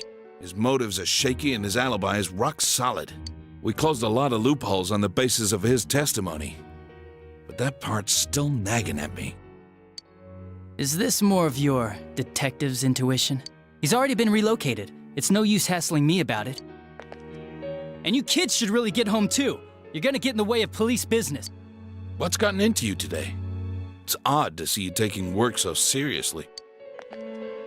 Come on! I'm always giving 110% when it comes to the job.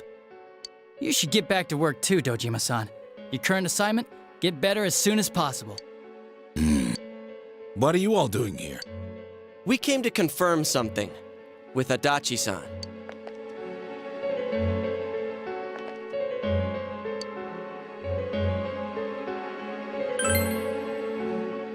The time the announcer went missing? I can't say for sure offhand. It's not like I saw her or anything. That was months and months ago too. My memory's kinda hazy that far back.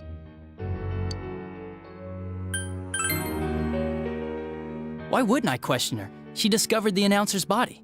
But she didn't know much about it, so I only talked with her once or twice. Was that all you wanted to ask? Well, I hope it helped.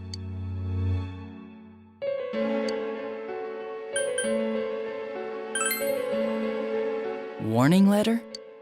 The one that was delivered to his house. It's in police custody now, correct? I don't really remember. Hey, what do you mean you don't remember? I gave it to you to take down to the crime lab for processing. You're telling me you forgot? I'm sorry. Your accident was right after that, and what with one thing and another, it sort of slipped my mind. Besides, that thing was just a prank, wasn't it? Jeez, what are you asking me all this for? For crying out loud, what's this all supposed to be about? Dojima-san, you really need to get back to your bed. That's why your wounds aren't healing. And you all need to go home right now. Do you have any idea what time it is? I'm going back. I need to get to the station and report in. Just one more thing. We know for certain now that the first 2 murders weren't Namatame's doing. Someone else killed them. Adachi-san, do you have any idea who that might be? I have no idea what you're talking about. 'Cause we think it might have been you. What? That's ridiculous! We already know Namatame's the one who put them all in! What did you just say? Put them all in. What did... We already know Namatame's the one who put them all in! What's this putting them in business? Do you know something about the method behind their murders? Don't tell me that all that talk about TVs and whatnot from before was... I see. Now I finally understand. Don't tell me that all that talk about TVs and whatnot from before was... To tell the truth, Adachi-san, I've been fixated on something you once said. Before I didn't know why, only that it sounded a wrong note to me. Do you recall when I read Namatame's diary? At the scene of Dojima-san's accident, at the time I said, even the victims who survived and were never released to the public are written here. And in response, your words were, wow. Then that settles it. How, I wonder, would that settle anything? At the time, the police had no idea that there had been other attempted murders related to the case. You had no reason to say such a thing. After all, there are countless examples of people disappearing for a few days, yet when I read the list of names, you raised no objection. Odd, that. What do you say to that, Detective Adachi? I don't know. I said I'm busy!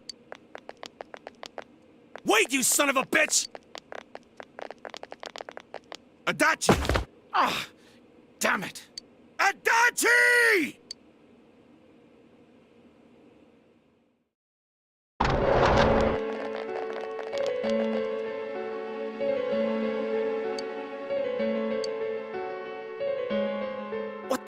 I swear he ran this way! Damn it! Where the hell did he go? Did you find him? I contacted security. Nobody's seen Adachi, and there's no record of anyone leaving this area. So he must be still in this ward somewhere. He's still here? But we looked! We didn't find him anywhere! That bastard.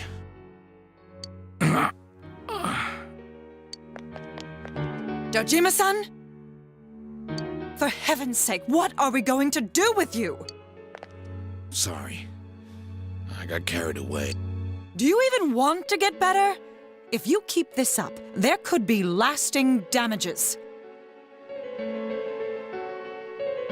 Have you forgotten how much trouble it caused you last time? You're right. Sorry. You've got to find Adachi. I need to square this away with him.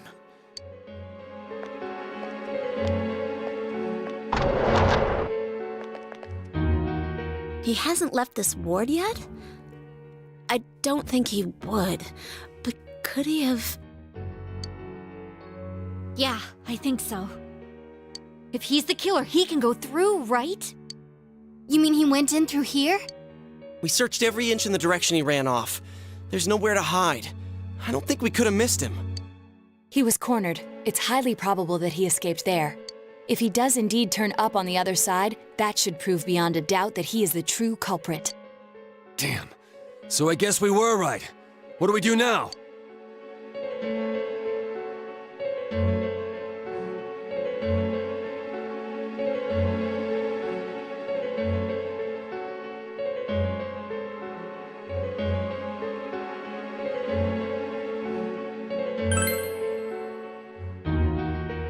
I think it's too dangerous to go in from here.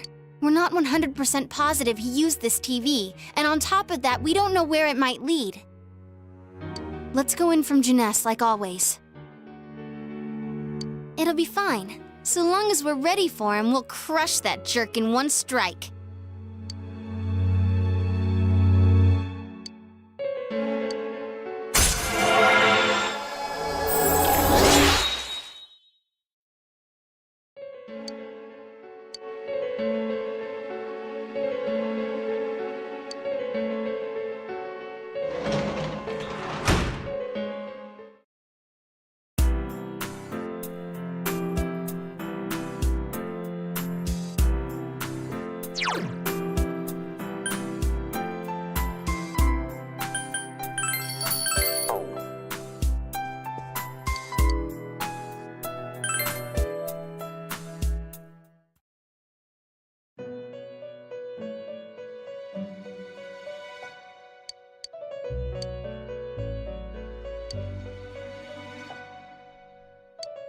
Where am I? Sensei? Why are you here? I see. How mysterious. There are so many things I don't know about, but I did realize something. I've been thinking all this time about who I really am, but I couldn't find the answer. I was no one from the start. Humans live in the other world, and shadows live in this world. From the beginning, that's all there was to it. I was just a shadow in that world.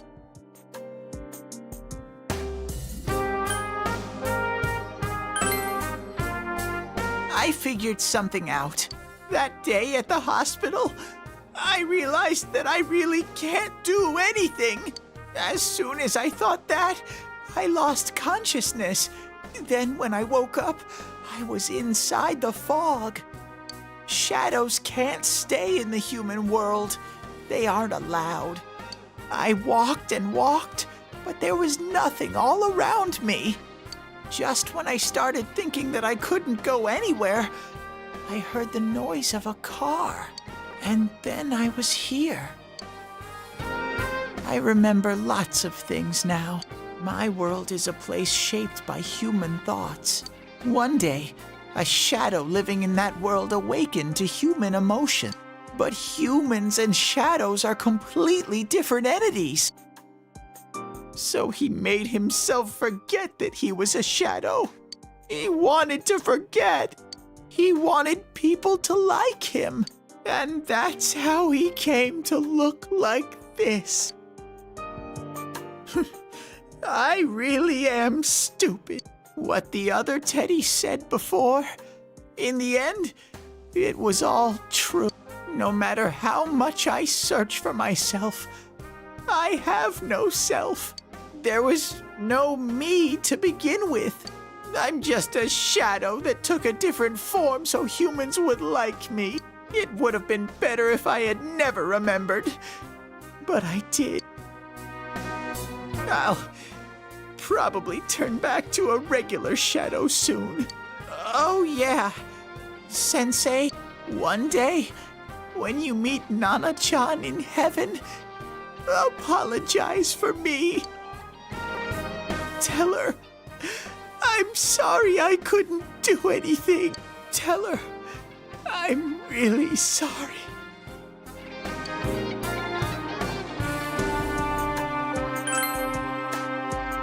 Huh?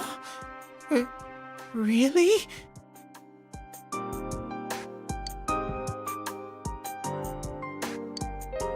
Nana-chan's.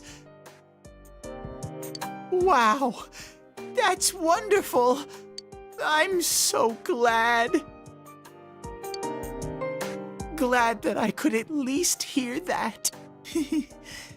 My heart feels so much lighter now. I'm starting to feel sleepy. What a strange place. It feels so soothing. It's not like my world. Something just feels so nostalgic about this place. Could this be your dream world, Sensei?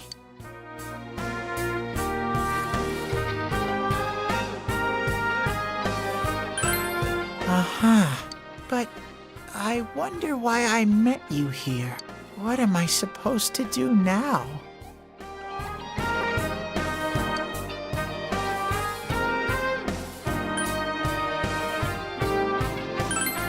But I don't know what to look for or how to find it. No matter how hard I think, there's too many things my little brain can't understand. But I do understand one thing now. I'm glad that I met you, Sensei.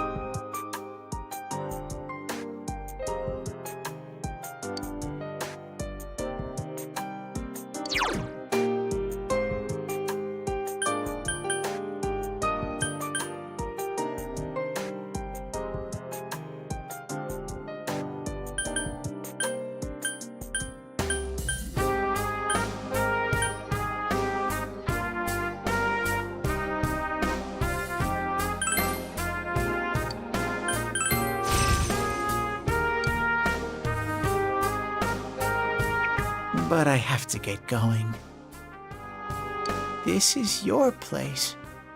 It doesn't seem like somewhere that I'd be allowed to stay. Goodbye, Sensei.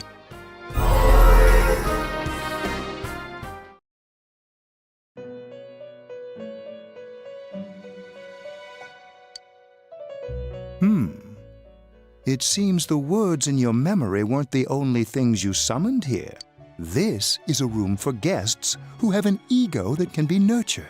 Shadows, mere fragments broken off from the ego, have no place here. The water's strength has moved a single stone that had stopped, returning it once again into the flow. Very interesting. Well now, it's about time we departed once again. This vehicle is still on its journey. There is no reason to tarry here for long. Margaret? We're ready to go. Let us depart.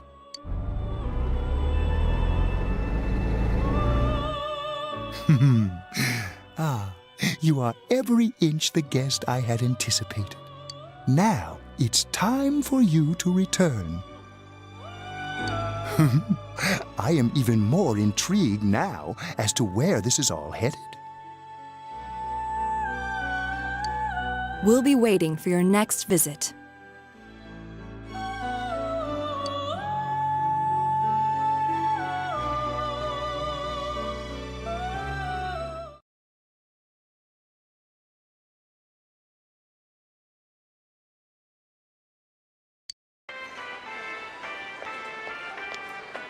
How did it go?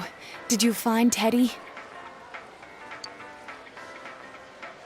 No, and no one's seen him either. Oh, that annoying little furball! Just when we're at a turning point in the case, too. We have no choice. Let's pursue Adachi for now.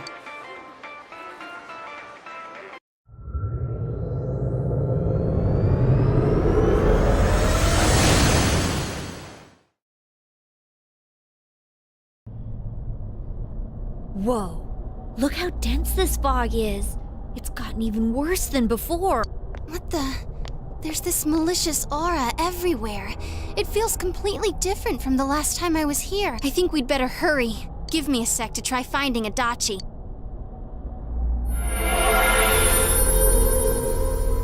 Does this mean both this world and ours are getting messed up? Our glasses work on the fog on the other side. It can't be normal. And I heard more people are falling ill because of the fog. I wonder what's going to happen. I sense him. Adachi's definitely in here. Are you serious? Which way? Hold on. So he did come to this side. Well, that settles it. There's virtually no doubt remaining that he's the true culprit. Once we capture him, solving the mystery of this world and the rest of the case can't be far behind. Then maybe we'll find out where Teddy came from too. Man, where is that bear anyway? Well, I can say for sure he's not here. And I know Adachi is here, but I can't track him down myself. Gee, Ted, why aren't you here when we need you most?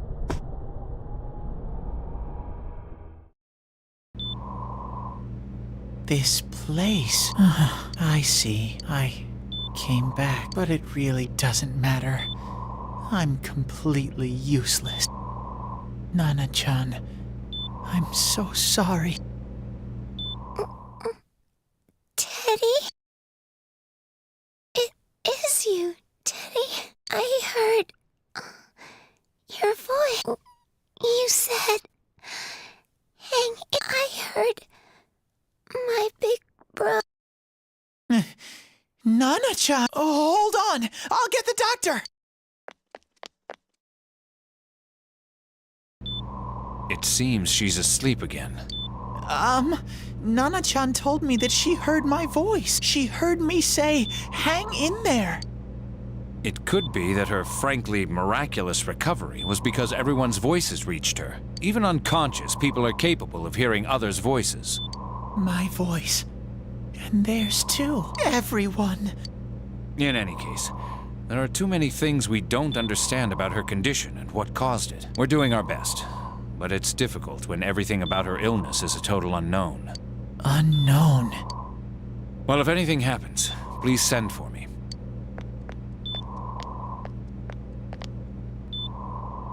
If I'm an unknown being, then the way I can change is unknown too. So all I have to do is make them not unknown. Nana-chan's doing her best. Sensei and the others are probably fighting now too. I'm just a shadow. But Nana-chan cheered up when she heard my voice. So what if I'm just a shadow? There must be something I can do. I can't just give up thinking about things. That's why I came back here. Right, Nana-chan?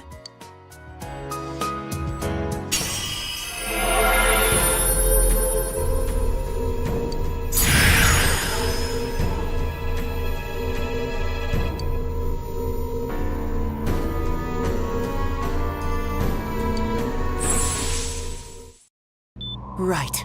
I need to get back to the others. Hang in there, Nana-chan. I'll be back soon.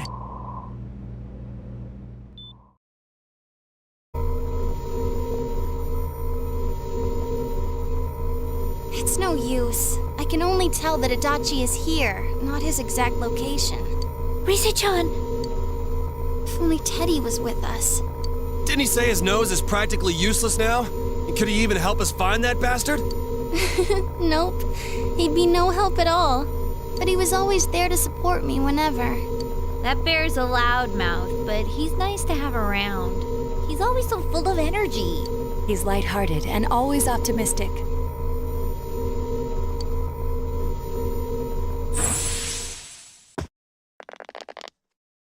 I'm alright. I just got a little dizzy. The fog's so dense. It's hard to see through it. Why don't we call it a day? It won't do us any good if you collapse. I agree. If Rise-san became fatigued, even if we found Adachi, our capacity in battle would be reduced.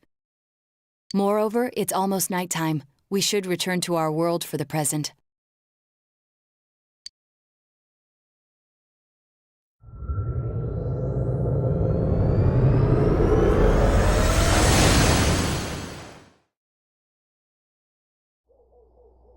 Damn it! We came so far to run smack into a dead end! I know he's in there too. What's wrong with me? My powers are completely useless. Teddy? You little... Where the hell were you? I'm sorry. You idiot! Bad bear! You're so late! Who do you think you are? Rise-chan, are you faking? No! Sorry. I want to help you all again. You know how much trouble you caused, you dumb bear? Where the hell were you? I'm sorry. I figured out a lot of things. Stuff about me and that world. I wanted to tell you all.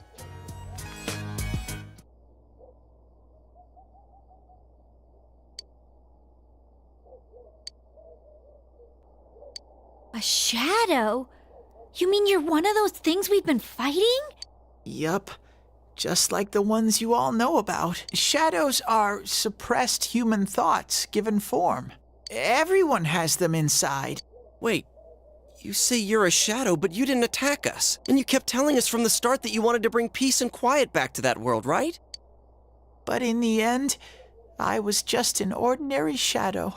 Nothing special about me at all. I did everything I could until now to try and make my world peaceful. But instead, the weird fog started seeping out into this world too. I'm sorry. I'm really sorry. If I really was special, then maybe... It's no big deal. I mean, we weren't expecting much from you in the first place. And about you being a shadow, we pretty much figured you were something like that anyway. Huh? What are you saying? Here I am pouring my heart out to you, and you say you thought I was something like that anyways? No normal person would think such a pretty bear could really be a shadow! So what's the problem with being a shadow? It's true that you may have been born that way, but you now possess the power of persona. A shadow is suppressed power. Once controlled by the ego, it becomes a persona. Doesn't it follow, then, that you must have developed an ego? Whether the ego masters its shadow, or the shadow awakens to its ego. The only difference I see is the order in which the process occurred. Oh, Teddy's practically human then! I'm the same as humans? You keep trying to figure out who you are, just like all of us here. You can't do much on your own. You really aren't that special. See? What's so different between you and us? I'm so... The rest of us were pretty much a group of misfits to begin with, too, right? You fit right in, man. I beg your pardon? Who are you calling a misfit?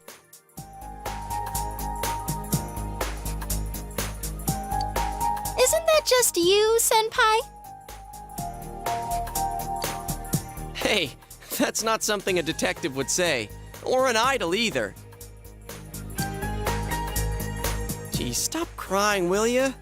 Now's not the time for that. While you were gone, we figured out who murdered the announcer and Senpai. It was Adachi. Huh? Adachi? That total goofball? Whoa! I didn't notice at all. Looks like I'm pretty blind to that sort of thing. But you all know him. If you can't find someone like that, I don't think I can help you. Like I said, we're not expecting much from you. Well, the main thing is, it's hard to get pumped about this without someone nice and fuzzy around. Yeah, what Kanji said. Okay. Thanks, God. All right, now that the band's back together, let's take it from the top. Starting tomorrow. It's been a while, but I'll do my best to look for him too. Leave it to Fuzzy.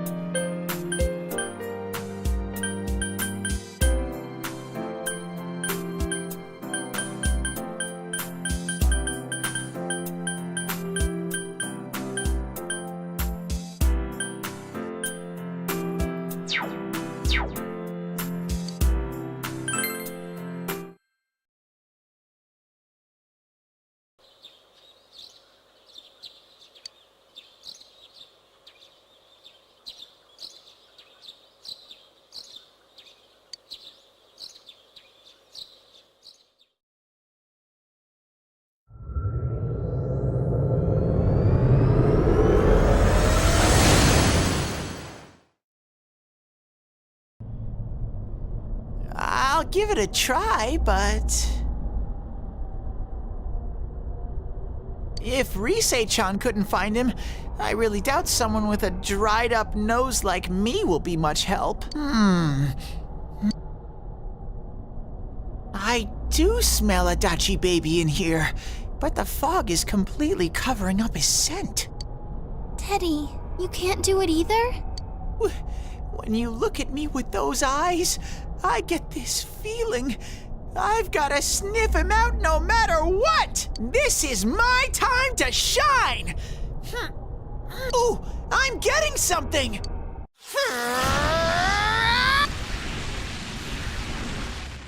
Teddy? Hey, quit wandering around. You better not flake out on us again. Huh? I sense it from this away. Is it Itachi? How do I put it? It's kinda hazy, but at the same time, it feels like I've got a whopper on the line. I don't get it. Very suspicious.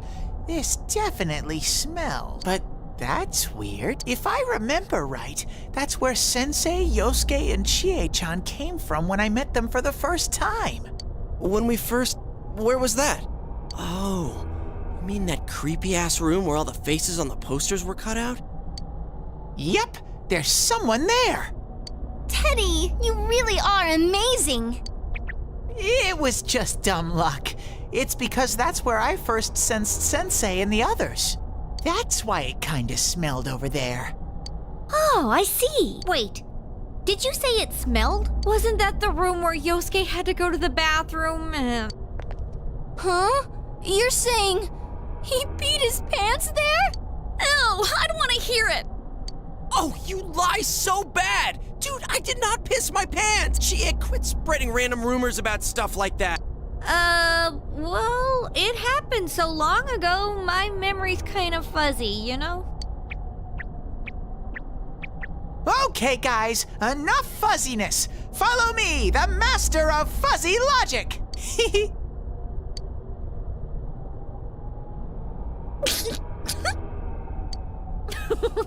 I haven't heard you crack up in a while, Yukiko, though I really wonder sometimes about your sense of humor.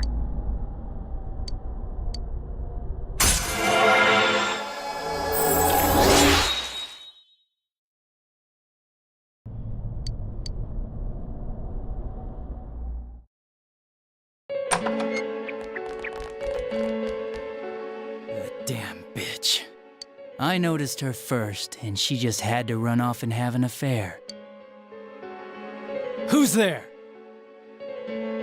Oh, it's you guys. You're very persistent. That damn bitch. I noticed her first, and she just had to run off and have an affair.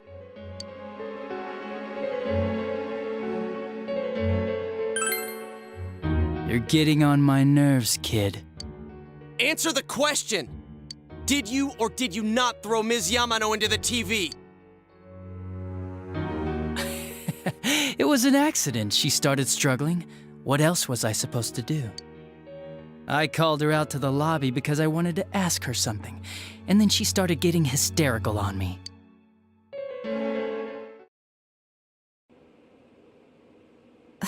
Who are you? And what's this something important you called me out here for?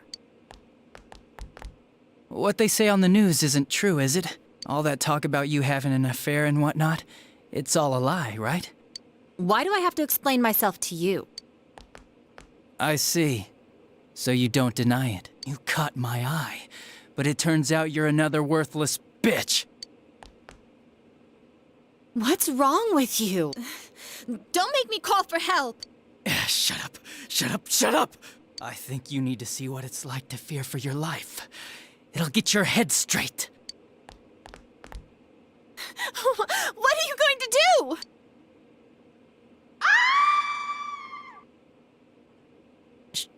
She fell in. Wow! So people can go completely inside!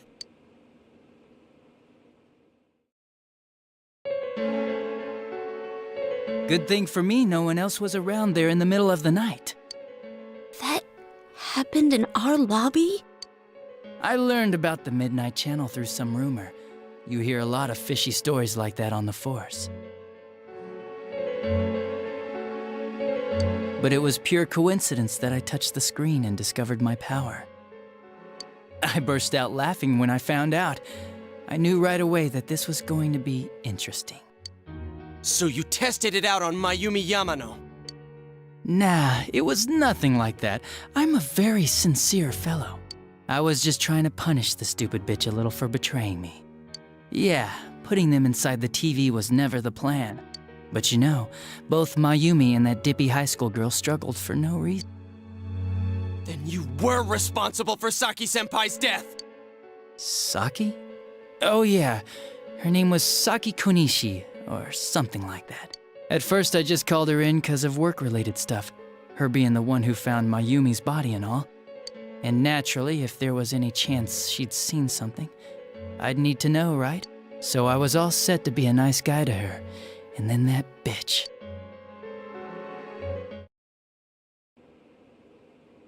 What's this about anyways? Didn't you call me in for more questions? Well, we'll get to that. But you know, I saw you this afternoon.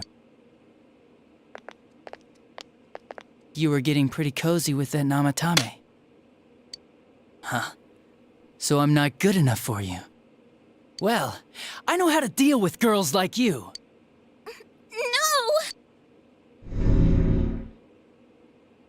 God, these high school girls today. This world's gone straight to shit. When I was in school, I wasn't allowed to do anything but study my ass off. I was supposed to be the best of the best, and instead they stick me in the boonies. But I guess I got the sweet power to make up for it. Life's not so bad after all. Get on your knees and beg, and maybe I'll let you out. Yeah, like that'll happen. As if I'd walk into a death trap like that.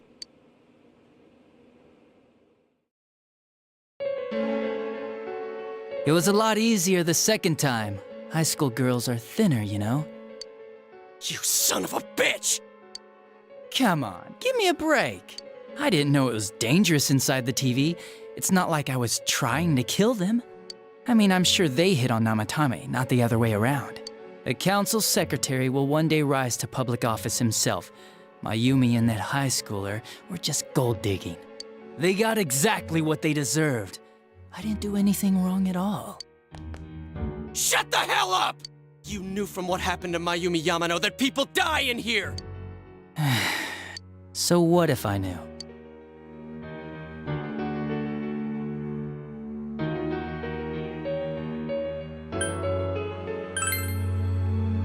No one.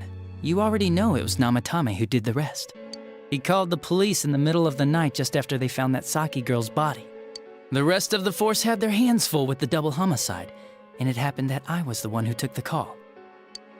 Namatame said the police refused to take him seriously. You were responsible for that then.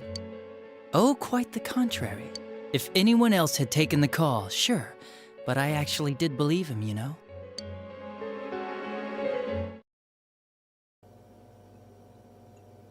That's the pattern to the 2 deaths so far? And now you're seeing a girl in a kimono on that weird program, and you think she'll die too, is that right? Namatame-san, do you seriously expect us to believe something like that? But it's true! If there's any way the police can protect her... Listen, there's no way the police are going to make a move based on a fantasy story like that. It does sound interesting, though. But... Oh, I have an idea. If you really want to save her that much, why not do it yourself? Like, you could shelter her somewhere. Someplace where no one could find her. Where no one could find her? Save her yourself. You can do it. I'm busy, so I'm hanging up now. Bye.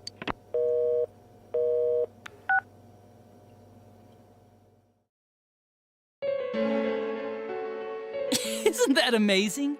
Of all the people who could have received Namatame's call, it ended up being me. Talk about luck! All I did was give him a little push, and he completely bought into his vision of this world. The more people you guys saved, the more he'd kidnap. Both sides had the best of intentions, so the game of cat and mouse would never end. It was awesome. You gotta be shitting me! Why? What reasons could you have for doing that? Reasons? None, really. I could do it, that's all. And it was fun. I guess that's my reason? You murdered people just for the fun of it? Come on, all I did was put people in here. I didn't murder them. And Namatame did most of it. I had nothing to do with any of you. You're just dodging the blame! Yeah? Then how would you prove it? He put people inside TVs? You think the police are that stupid? What a jerkwad! I do admit, though, I never thought you guys would manage to track me down. I like that. Games like this gotta have surprises or they get boring fast. It's like when I dealt with that Kubo kid. That was fun, too. Then, you mean to say that Mitsuo Kubo's disappearance was your doing as well? I did sense something odd in his course of action. If he had special powers and wanted attention, why resort to a regular copycat crime? But that wasn't the case. Kubo had no such powers. In fact, he was thrown in by you. Am I correct? It had been a while since I last put someone inside the TV, so I really got a kick out of that one. Why did you do that? And how come Mitsuo didn't say anything about you? You think that didn't occur to me before I did it? Come on, I'm a detective. I let him through to a room at the station with a TV. switched off the lights, and did it quick while he was still startled. As long as he didn't see me push him in and no one else did either, no one would believe him, even if he survived. Of course, I don't think the Kubo kid ever figured out what happened. Wait, the police station? Yeah, he turned himself in pretty quick, actually. This was back when we didn't even know enough to issue a search warrant. But the other officers decided it was just a prank, so they pawned him off on me. I didn't blame them. I mean, a kid coming and saying, "I did it all, it was me." Who'd believe him? But it looked bad. I didn't think anyone would come forward and take the blame for all the incidents. The police were desperate to pin it on anyone. If this kid really did it, they might have announced the case was closed. And if that happened, Namatame would stop saving people. I couldn't let that happen, or the game would be over. That's why I told the others I sent him home.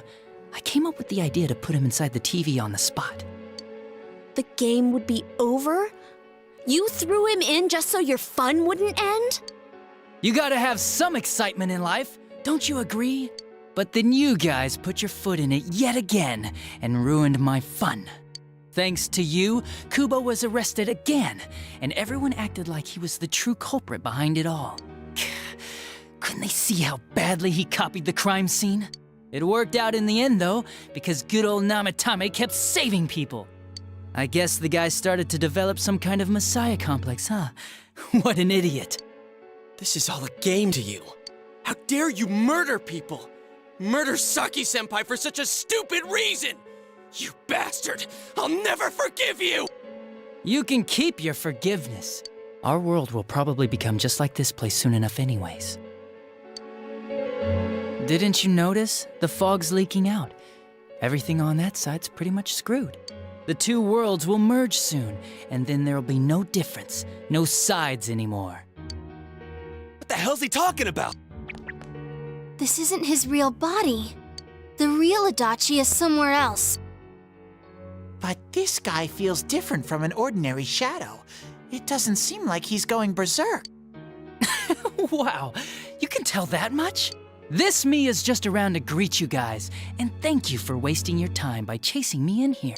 I'd say this world has taken a real shine to me. I feel like it's giving me everything I've ever wanted. And the monsters don't attack me at all. Maybe they can tell we have the same goal. The Shadow's goal? By the end of the year, Inaba will disappear completely into the fog. Soon, this place will be reality. I'll be in this world, so if you want me, come and get me. This world has a mind of its own. We'll see which of us it favors. Keep your bullshit to yourself. It's about time you shut the hell up. We'll finish this right now! What a chump! Didn't I just tell you the real me is somewhere else? I'll be expecting you all. We'll put an end to this. Get back here, you! That stuff about the world's mind and how this place will become our reality. Was he serious? The rest of his confessions were consistent. We'd best proceed under the assumption that it's no lie. It felt like he's gained some strong power after coming here. Not only that, maybe he got taken over by that power. So what he said about the two worlds becoming one, that's really gonna happen? Didn't he say that it would happen by the end of this year? What happens then? I think he means this world will engulf the human world. The people in town are acting weird. It's like when the shadows that emerged from people went berserk. If the fog gets even thicker, and this town is completely shut off from the outside world, then the other side might become full of shadows, like over here. You mean everyone's gonna turn into shadows? Damn it! Damn that bastard! Why?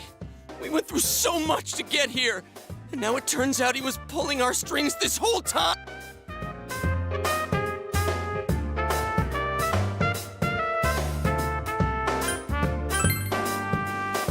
Yeah, it's about time we finished this.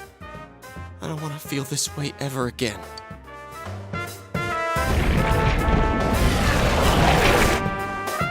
There's a path we can take now. I sense Adachi's presence from that direction. He's taunting us. Bring it on! Let's go kick his ass right now! Wait. I suggest we prepare ourselves first. We can't let him stab us in the back ever again. We must face him with all the power at our disposal and defeat him without fail. I'm a little worried what he means by the end of the year, but now's not the time to freak out. Let's get prepared. Let's get over-prepared and leave footprints all over his stupid, smug face!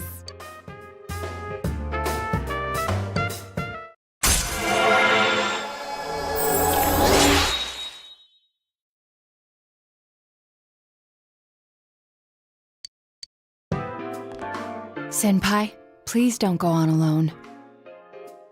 I understand that it must hurt, since you seem to have a personal relationship with him. Maybe that's why. I feel a presence kind of like yours up ahead. He might be calling to you. Wait, never mind. Forget I said that. We're all going together, okay? Promise us.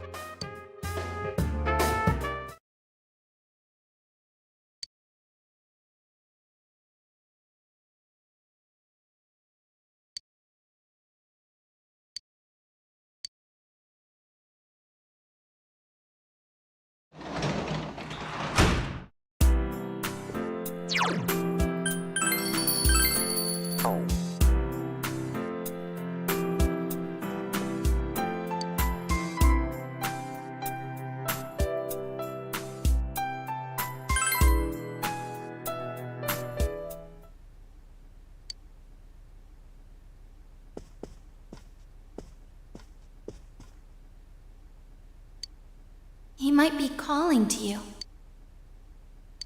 We're all going together, okay? Promise us.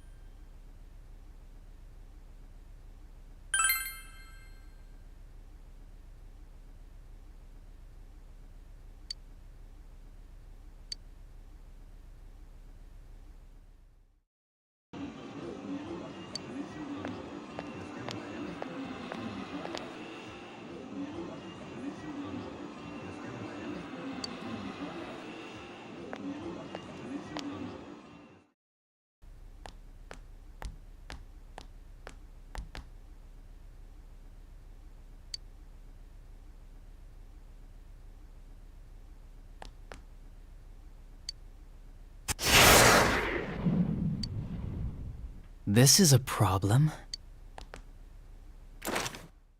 Why didn't you bring the rest of them? You're such a party pooper. You couldn't even bring your wannabe detective friend?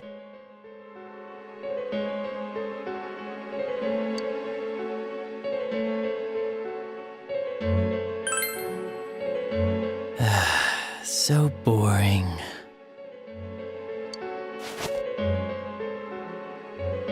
Your whole gang should be here.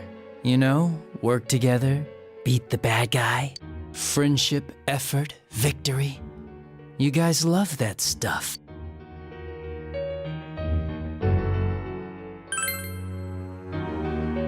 Huh? Why would I? Didn't you hear what I just said? Or maybe you heard, but you didn't understand. Well, I don't have anything to say to you. If crimes could be solved by appealing to morality, we wouldn't need the police. The person you believed in was a version of me who only existed in your head. You decided on your own to believe in me, and that decision betrayed you. Why complain about it to me?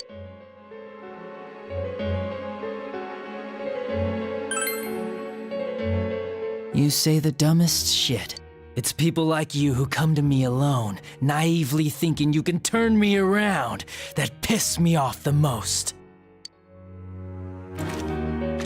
What do you think will happen if I shoot you?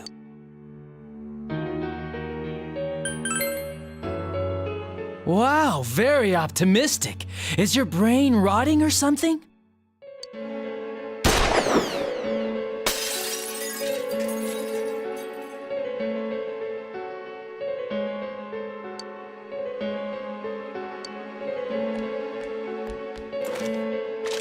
Do you get it now? We're done talking. I won't miss next time.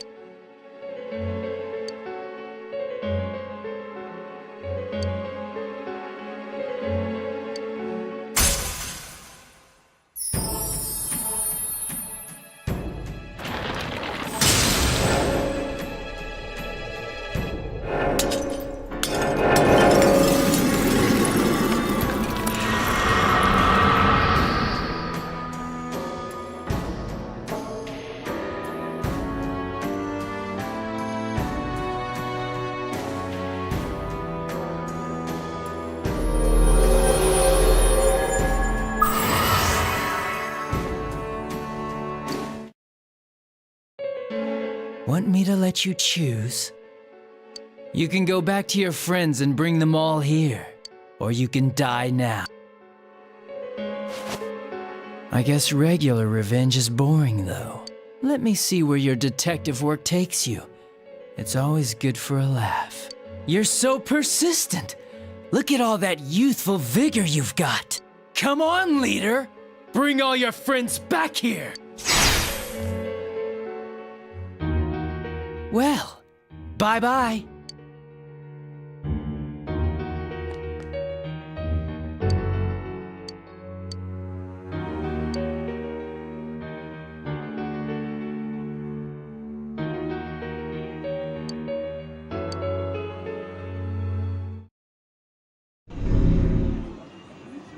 Welcome back.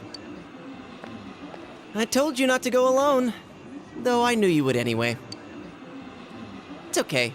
I understand. I'll keep it a secret from the others, and I won't ask about Adachi for now. But come on, you should trust us more. Anyway, I'm glad you're safe. Attention, customers, it is now closing time. Please visit us again tomorrow.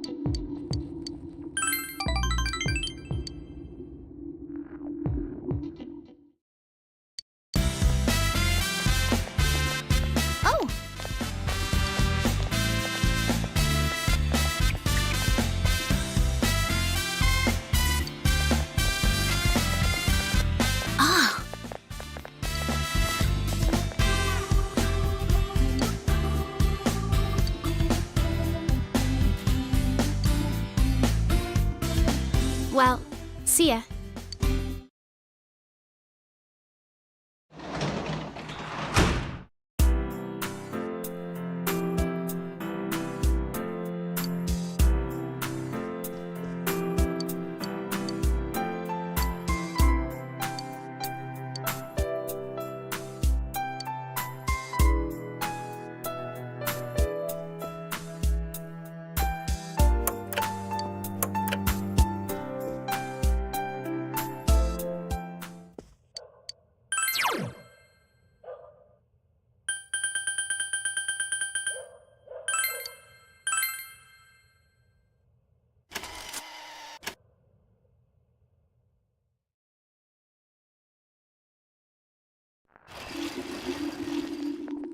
Hey.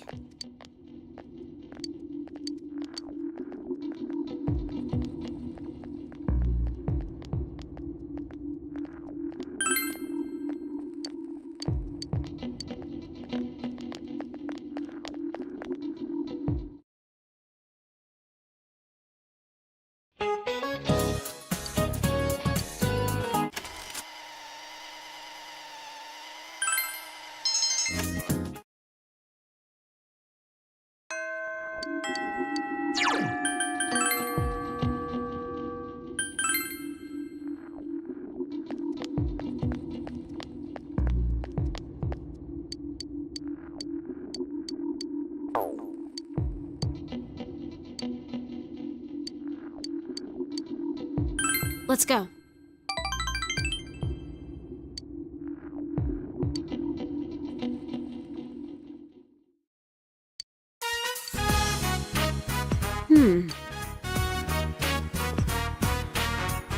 Huh. Huh.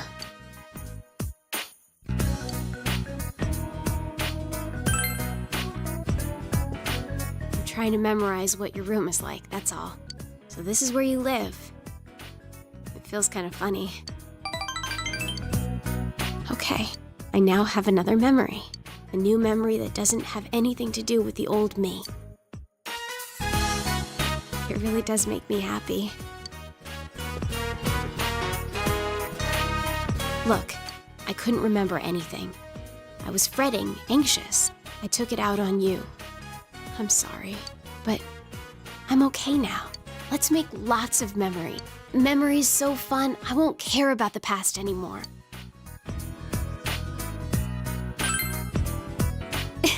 Well, yeah, I can't do it without you. So, you'd better lead the way. Oh, yeah. Here. I don't need to worry anymore, so I'm giving this to you.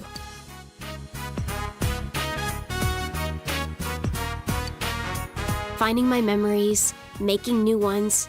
Either way, I'll be with you, right? So, I want you to have this.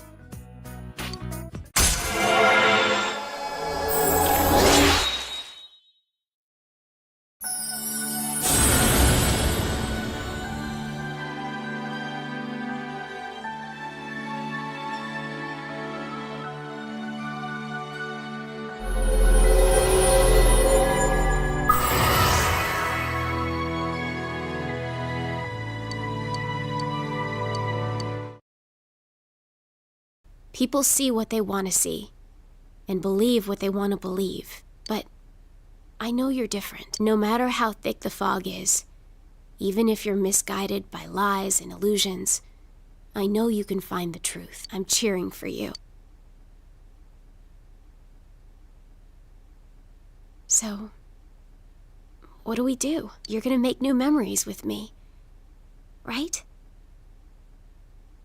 Memories of the two of us.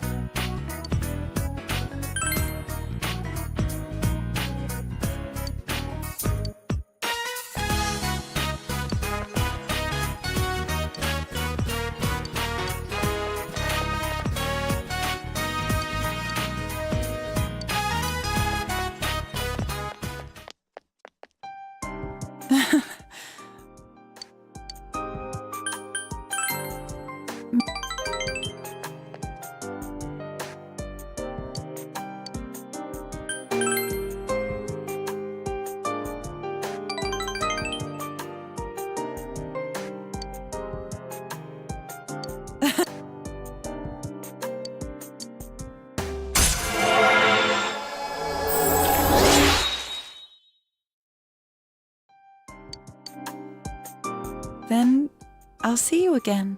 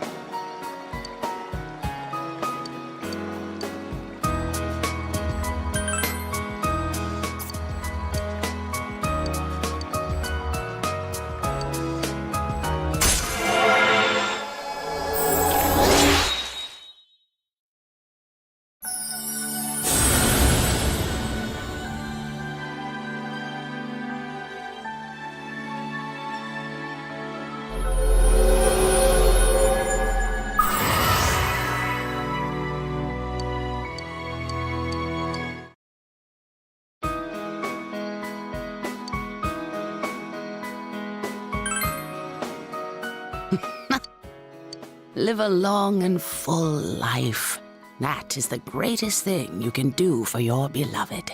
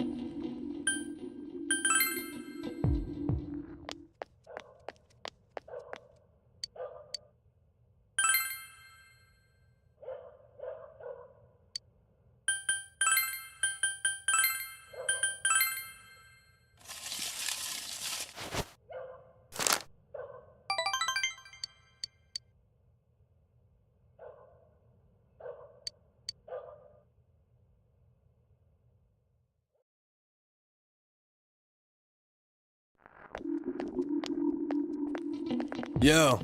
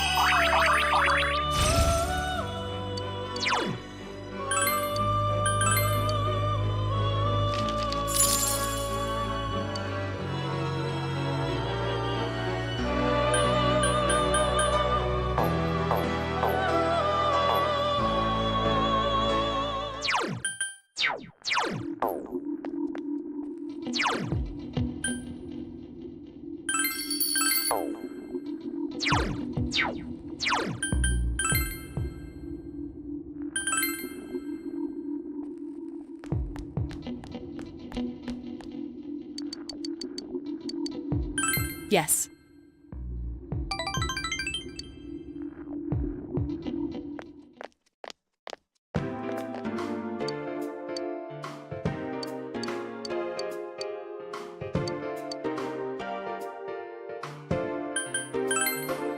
Huh?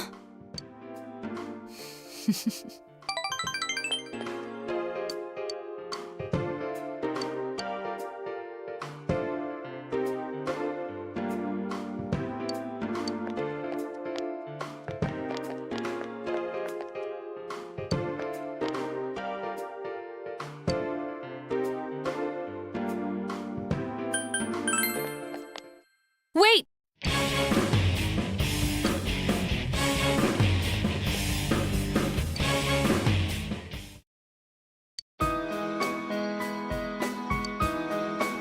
I apologize.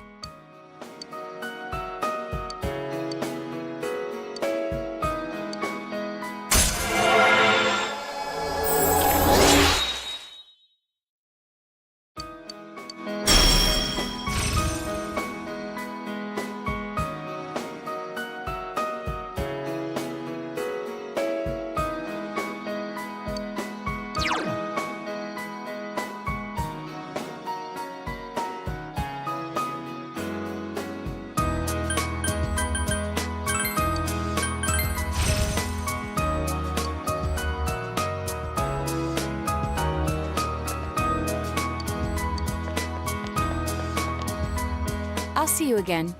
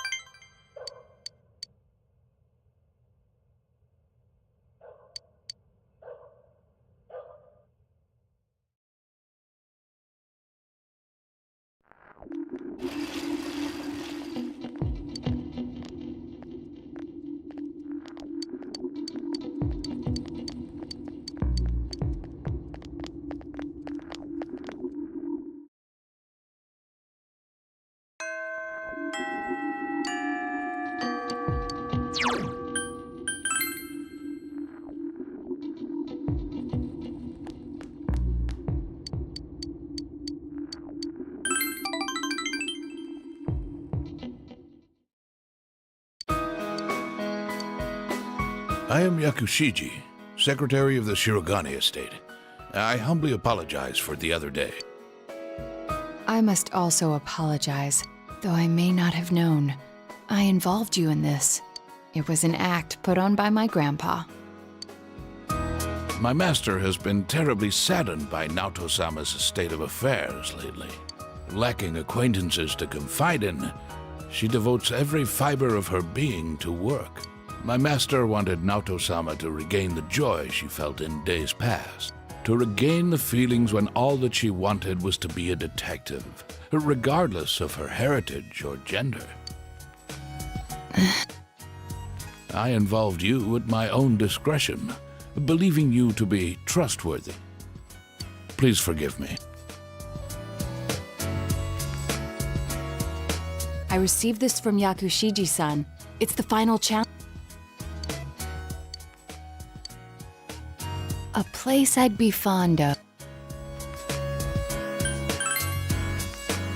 You remembered. The highest place around here is the hill. Next, what I can't stand to do. There are several possibilities, but that's right. Did I mention that before? Considering what's at the hill, the most likely answer is the trash can. I have an inkling of what might be there. Let's go, Senpai.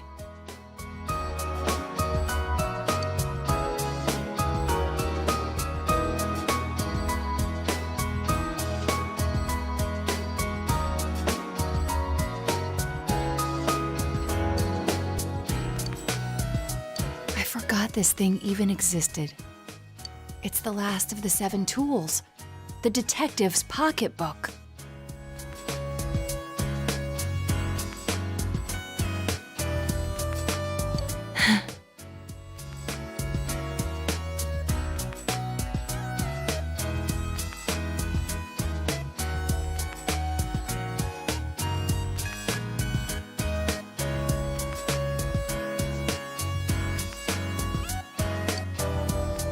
All the things I had forgotten about are packed in here.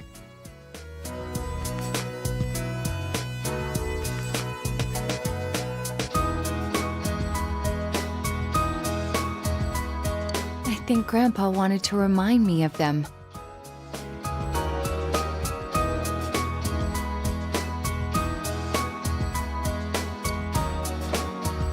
This childish game. He's selfish indeed.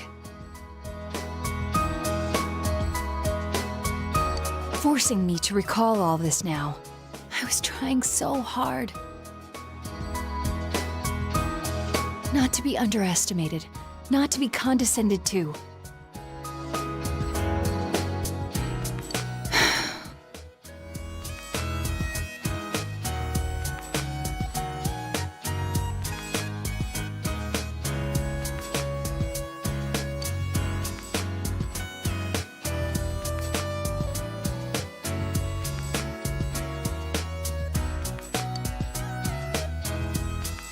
If I solved this town's murder case, then everyone would accept me.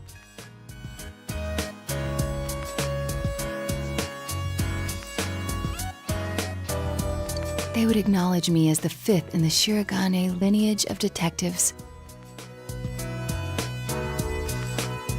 That's what I told myself.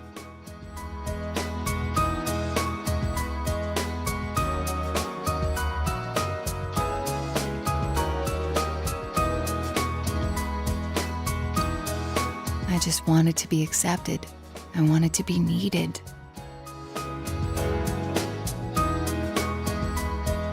That's why I fretted and stood on my tiptoes and focused only on solving the case. But the original reason I wanted to become a detective?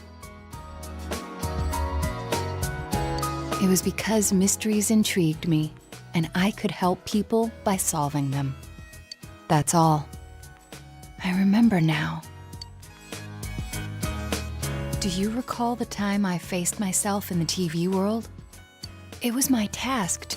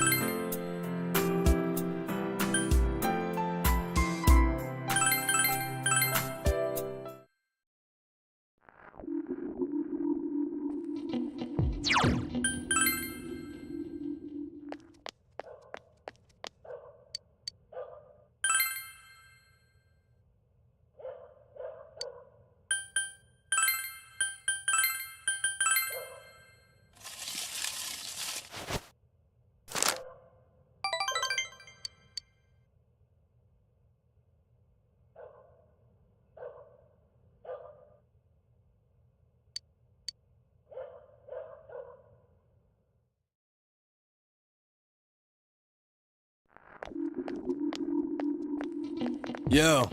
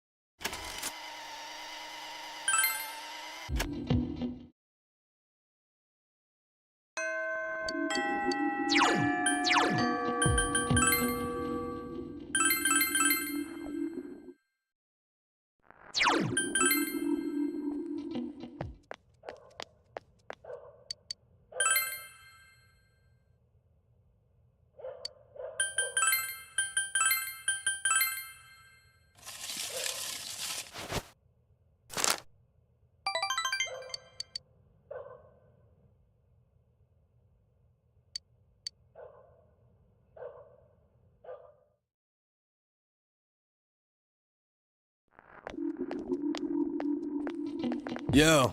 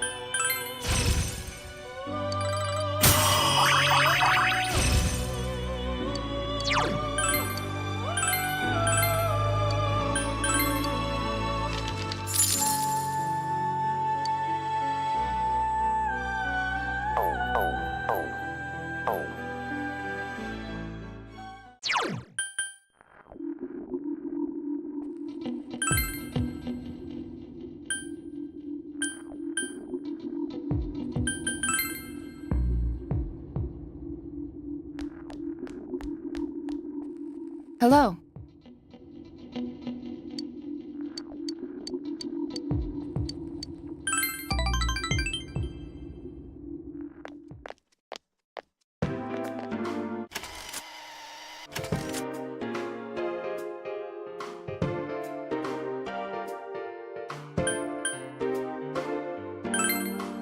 Huh?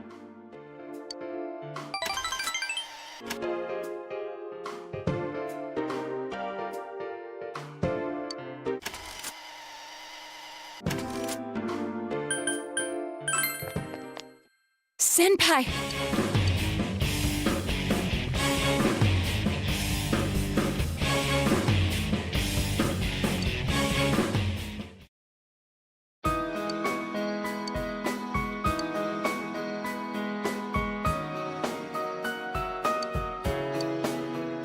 I apologize.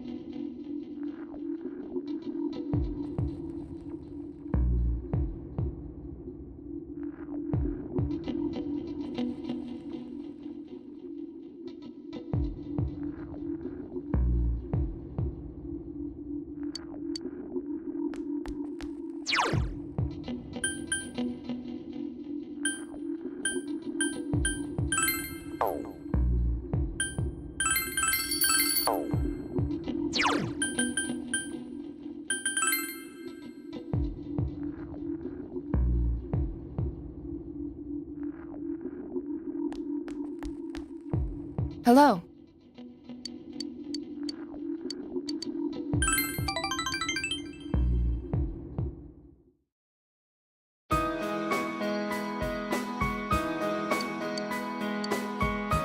I am Yakushiji, Secretary.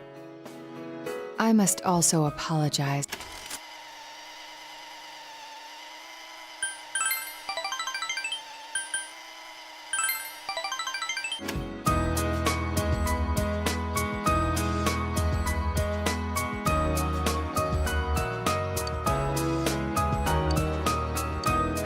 It's the last of the set.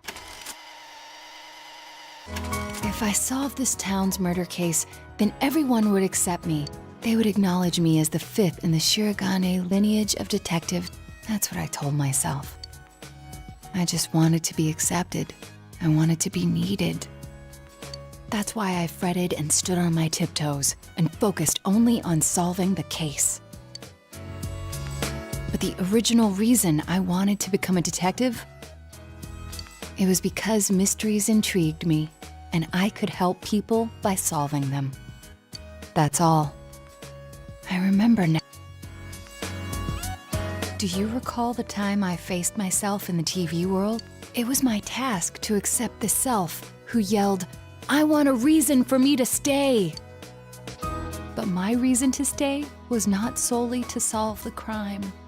You, everyone, gave me a reason. You gave me a place to stay.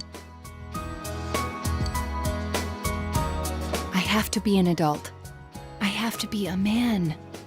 With that way of thinking, I was running for myself. I don't need to look for something to change or something to accomplish.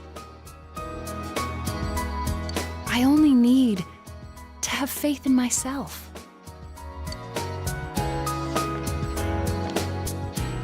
I finally think I can accept myself. That I'm a woman. That I haven't yet become the detective I wanted to be. I am a woman. One who is seeking the truth with you and the others.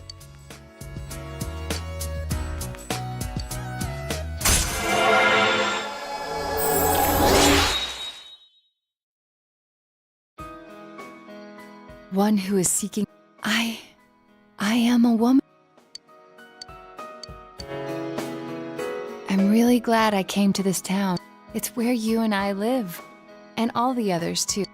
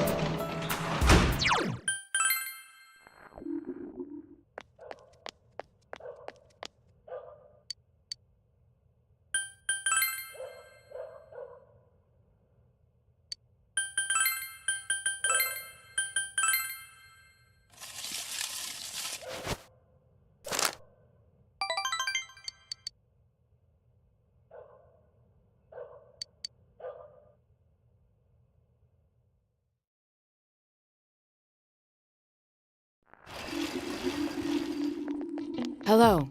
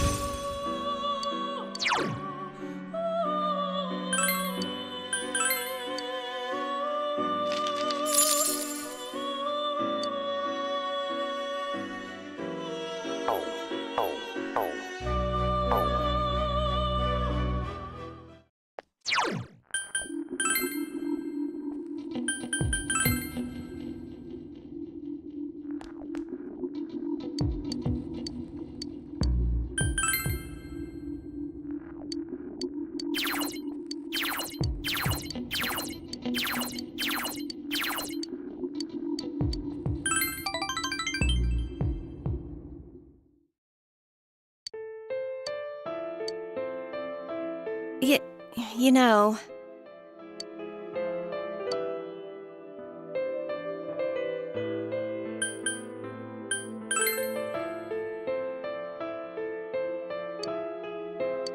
I'm...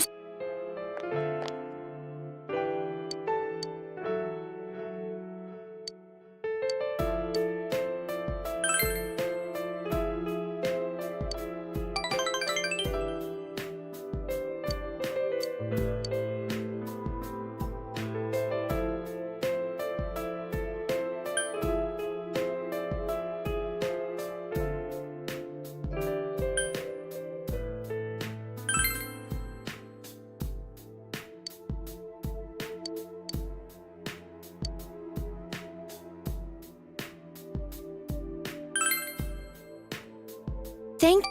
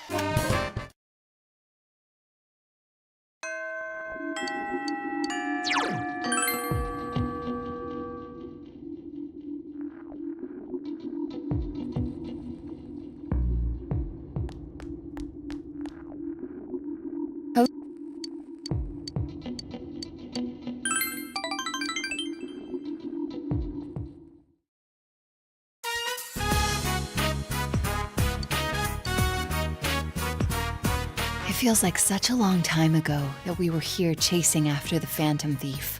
It was an unforgettable case, full of rewards. I enjoyed it.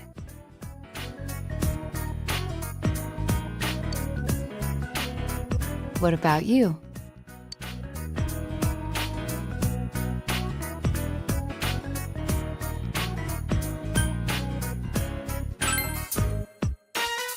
Yes, I thought so too. It was even more invigorating to solve it with you. So, I wanted to give you something today.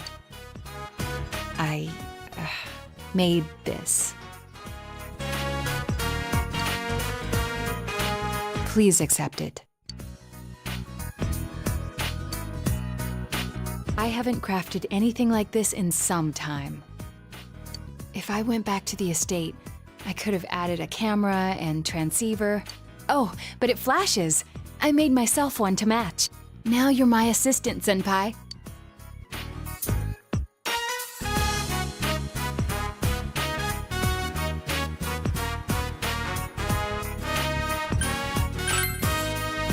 Partner. That has a nice ring to it. We should open our own detective agency. The title of detective became a burden to me. I thought I had no other aspects apart from detective self. But you and the others gave me a reason to be as neither adult nor man. So, I was able to face myself as myself. Before the detective, before the child, before the woman. By spending time with you all, I changed day by day. It frightened me before, but now, with everyone, with you, I can proudly proclaim that I am myself. Nothing more, but nothing less.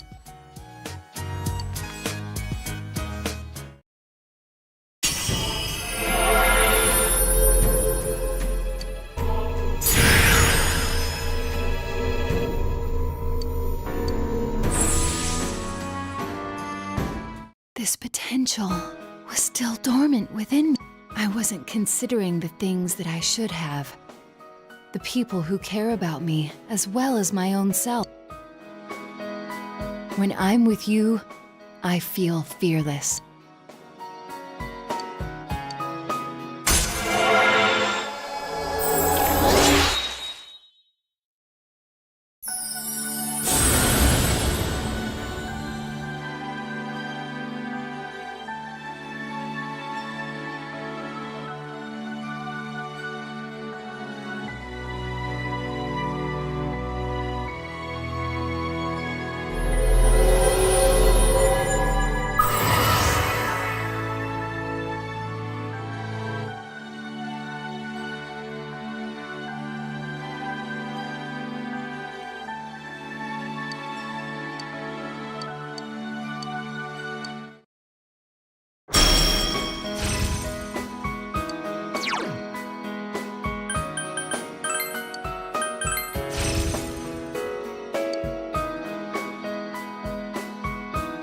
Well then, let us begin.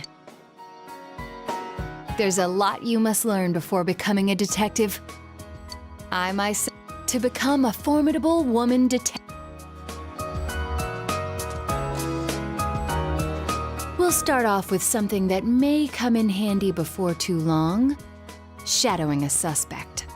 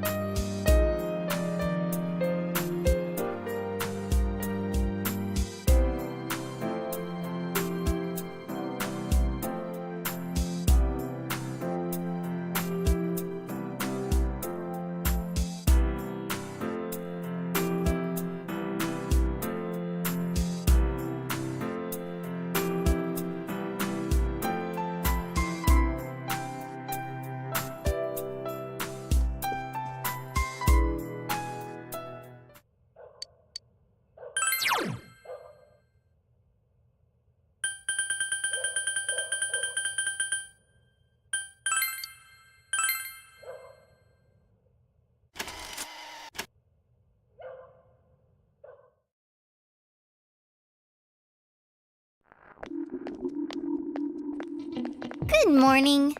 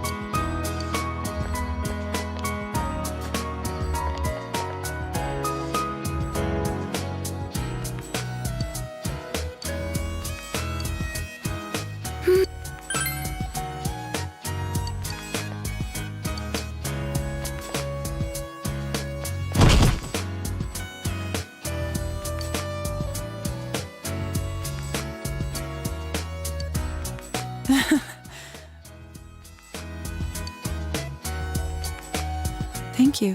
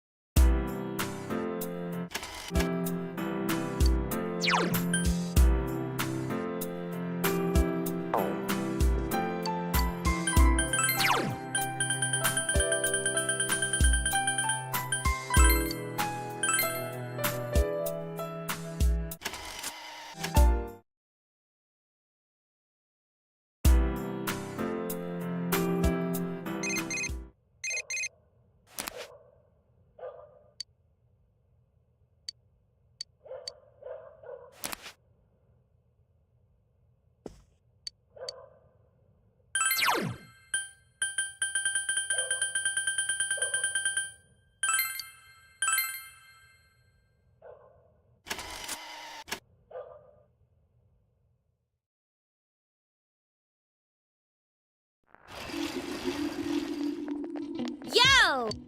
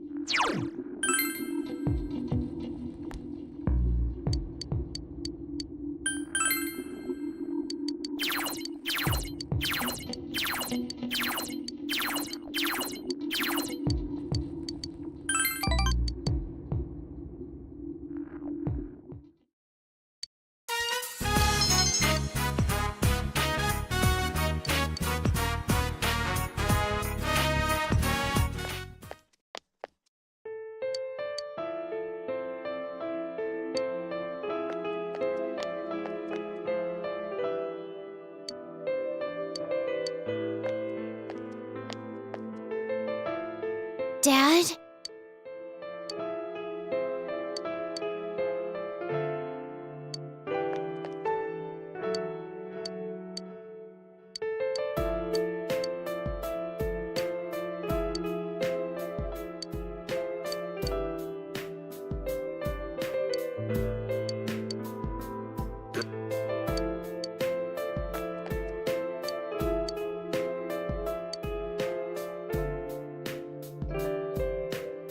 Dad.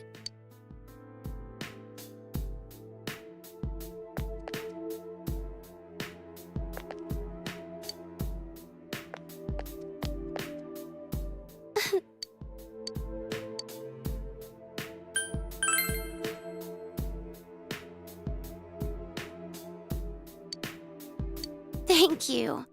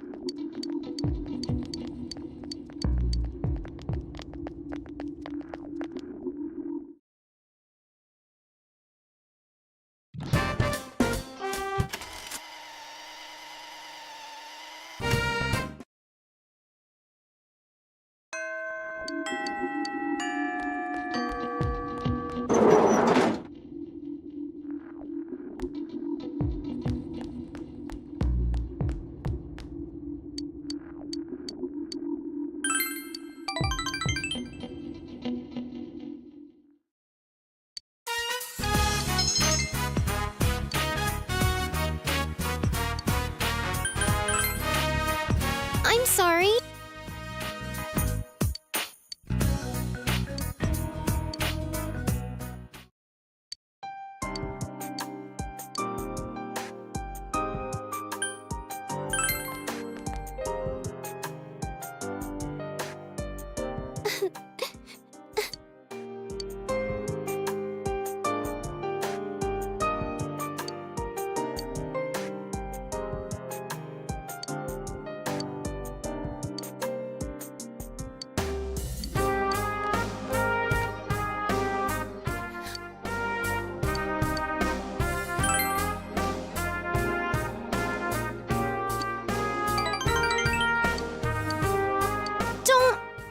me alone.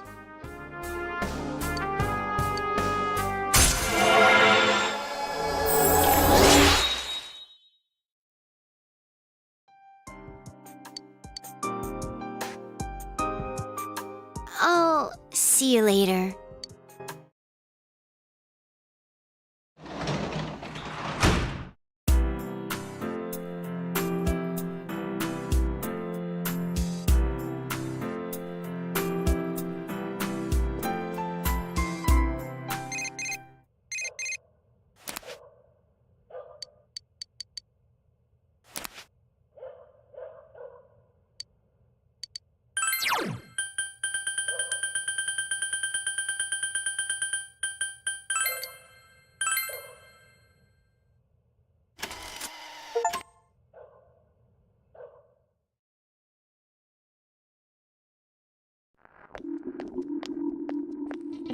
Yo!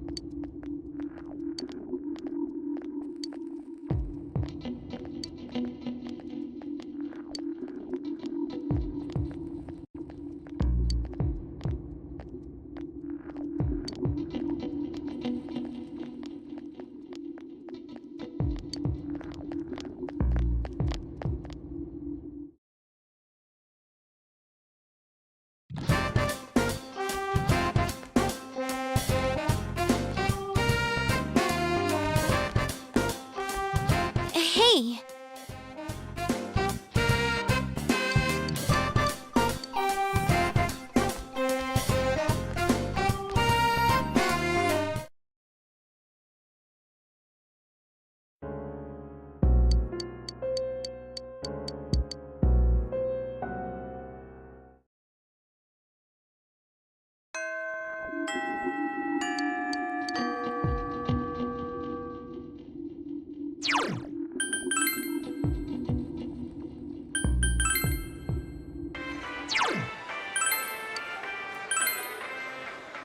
We're all here.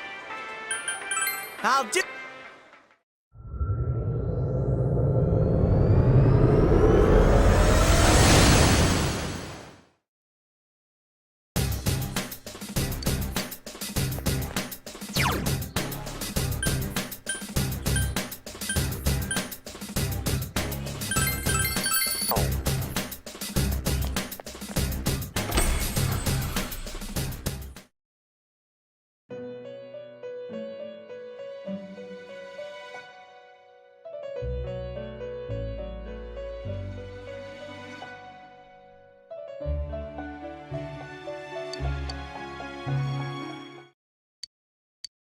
Release yourself!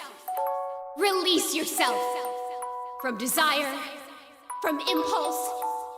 Logic and rationales are excuses for the weak. Release yourself! Your heart's voice, your internal scream. In exchange for a lost voice, grab hold of your proof of life. Never let it go!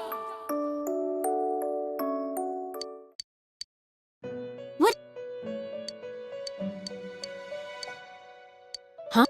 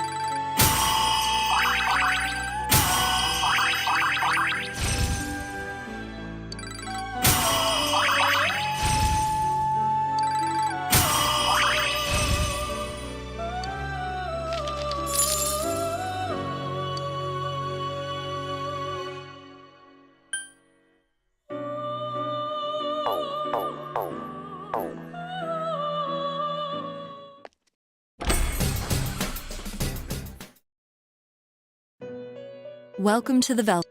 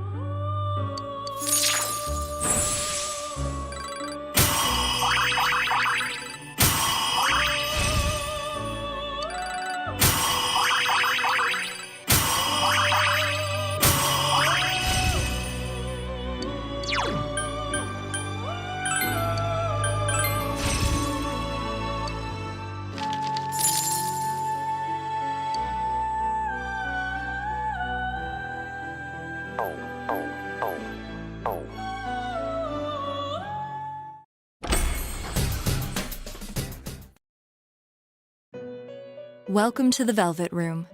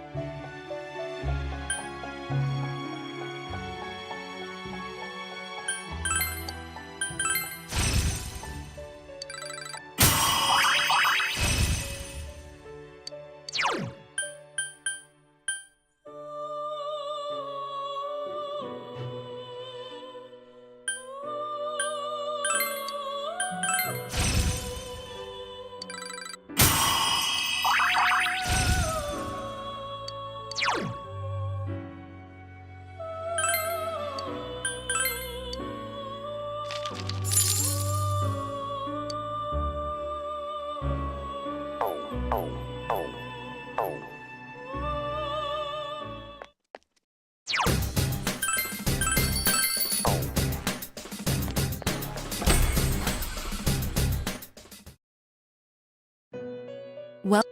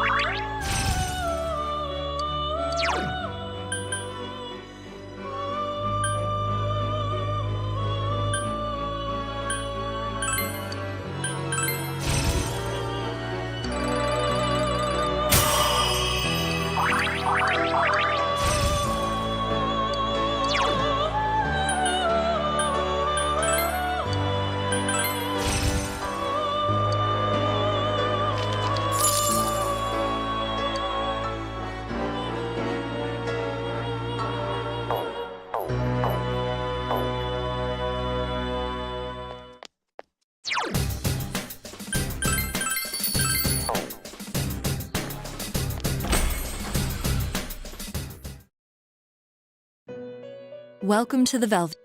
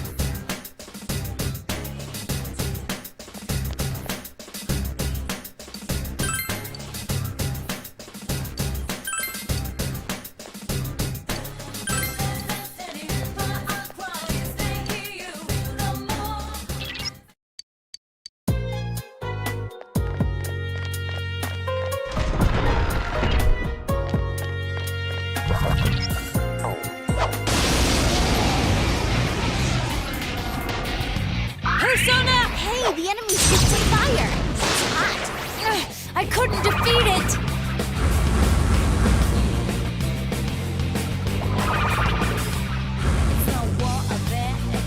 Yukiko-senpai's acting weird!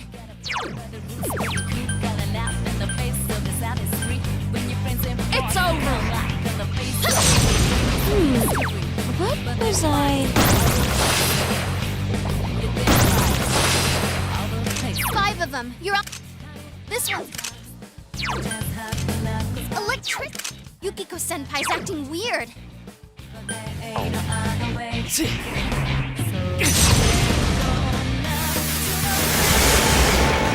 Amazing, Senpai! 4 enemies defeated! Come on now! It's barely a war.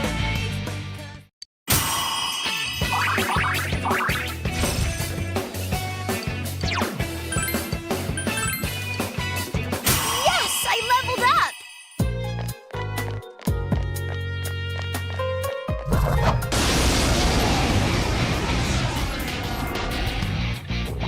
Cool! There's an enemy weak to ice! Huh? Yukiko-senpai, are you okay? Can you get up? Persona! Wait, keep at it! Stop now, Lots of no busting heads and look at who! I couldn't defeat it! 3 of them! Don't give up now, okay?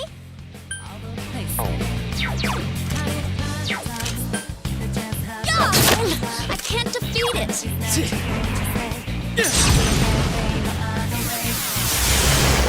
You're on a roll, Senpai! 2 defeated! Your prayers!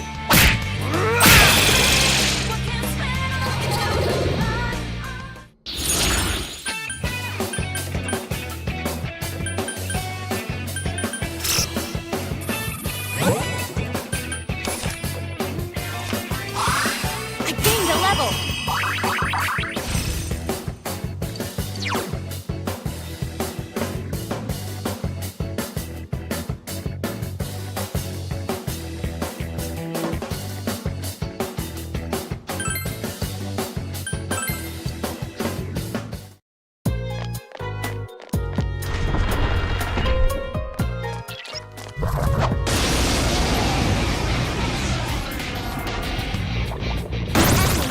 Darkness. It's doomed. Persona! I couldn't defeat it! Let's go, Amaterasu! I'm on a roll today! I ain't gonna fall behind!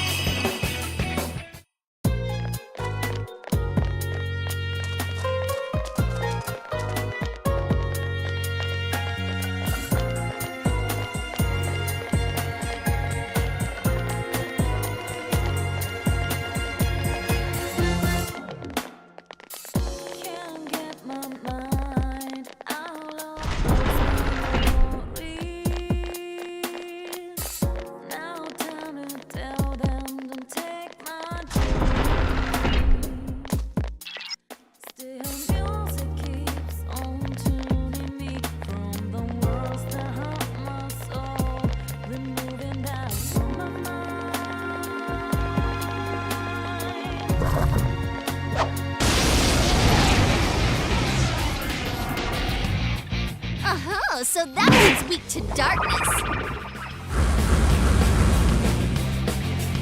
Persona!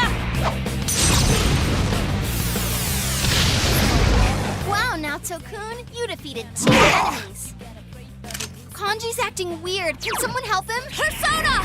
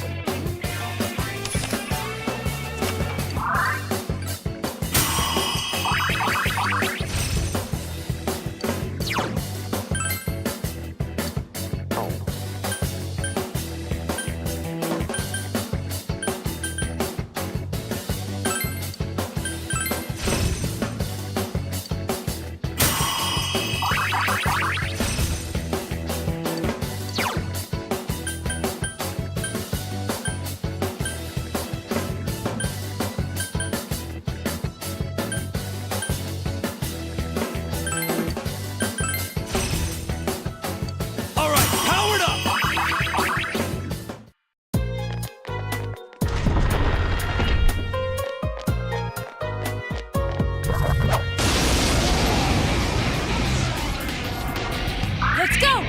There's an enemy weak to light. 3 left!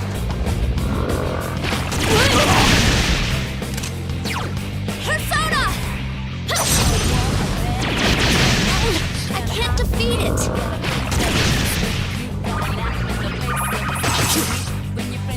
3 of them. Don't give up now, okay?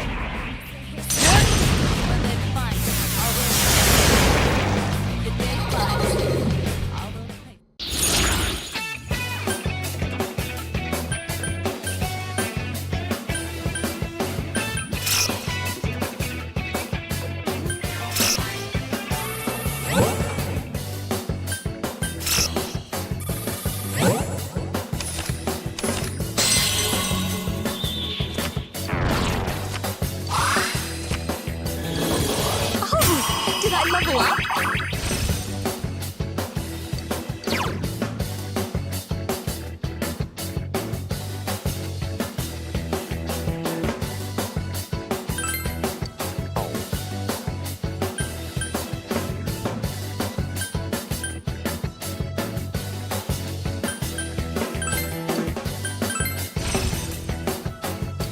My level has risen! All right, level up.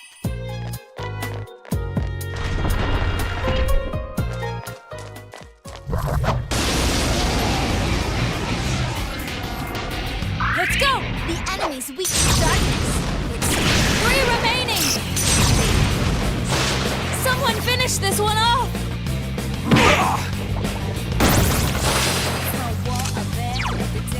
Hear me on the turret!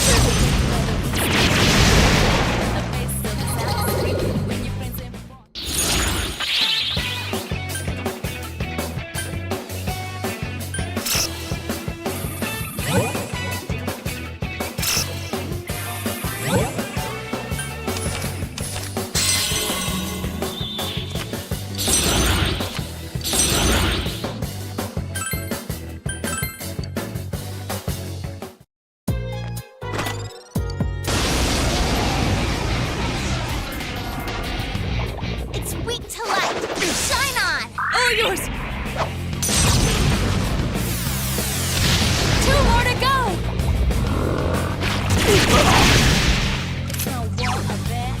Persona! I can't defeat it. Just 2 left. Persona! Come on, this fight's not over.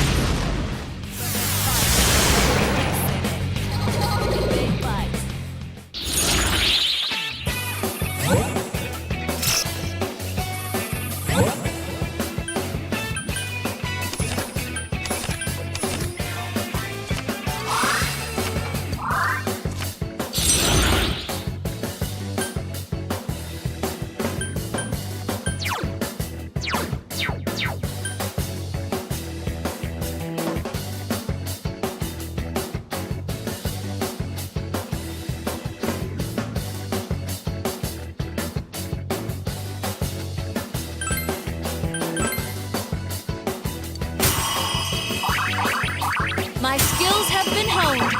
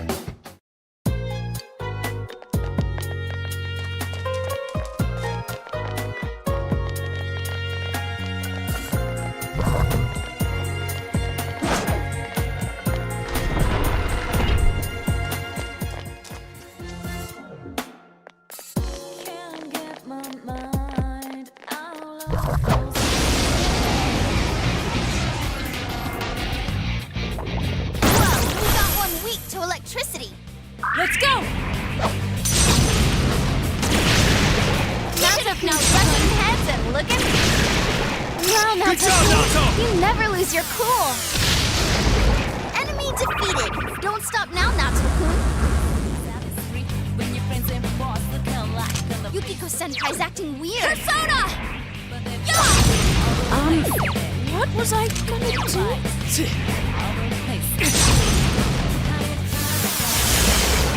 Go, Senpai! Your weaknesses. Electricity will work.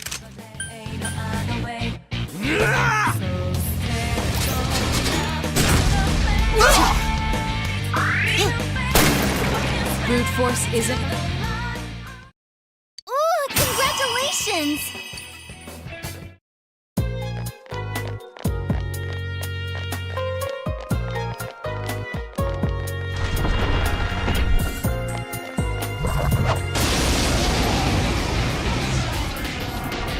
Let's go! Watch it. That one's immune to electricity. It's quite tenacious. Good move, Naoto-kun. You're on a roll. Your weaknesses. It's weak to physical attacks. 4 enemies left. Don't give up. Persona! Enemy defeated. Good job, you.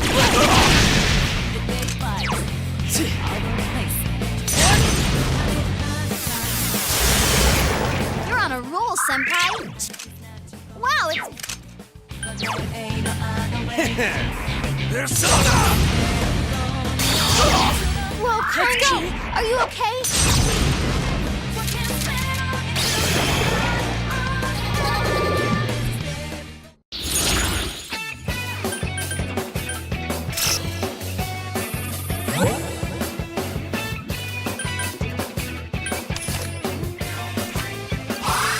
Another level! Gotta keep at it! Careful there, Kanji! You're low on health!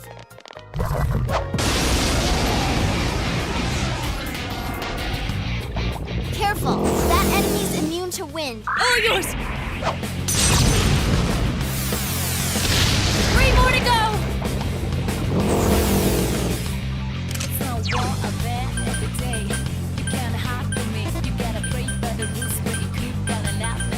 Persona! There! Sorry! 3 of them! Don't give up now, okay?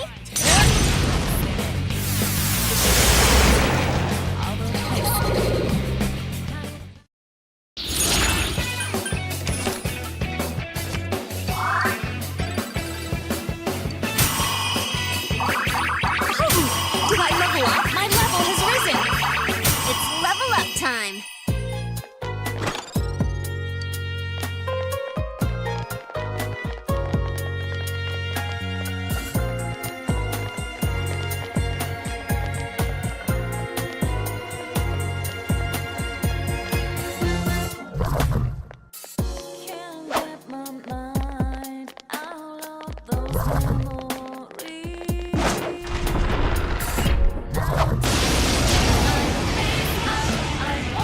Ooh, a rare one!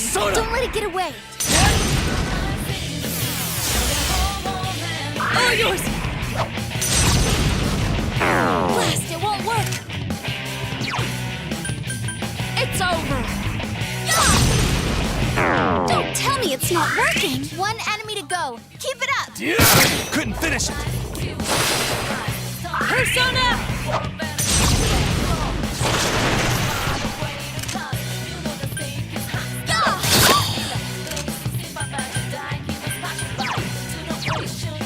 Whatever you think best. Persona!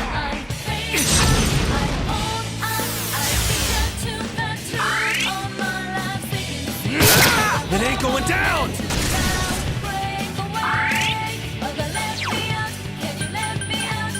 Persona!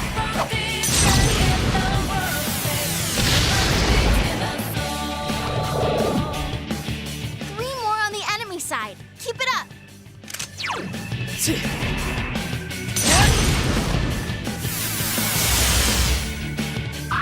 Your weaknesses. Light will work on it. 3 of them. Don't give up now, okay? There, got it. It's weak to fire. Hear me on the Taiju!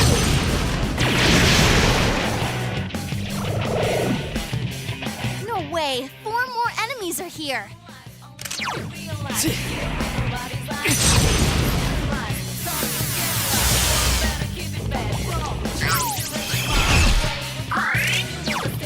All yours!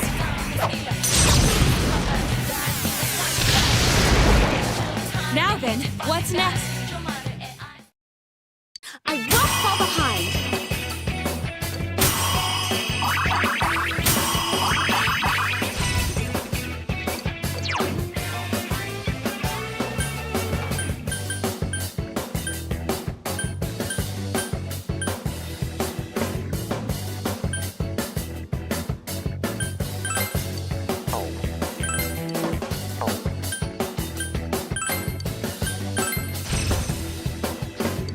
I leveled up!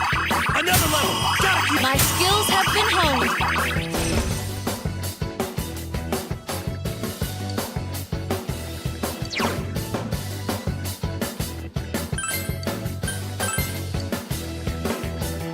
Alright!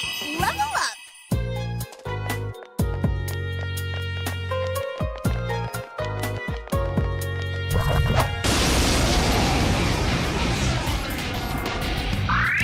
It's weak to electricity! Let's go! Zap 'em! 3 enemies defeated! You did it, Naoto! Don't miss! Enemy down! Ready? Set! Be gone!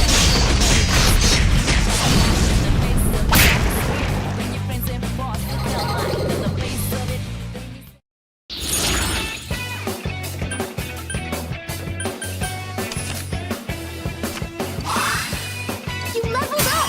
Excellent! All right, powered up!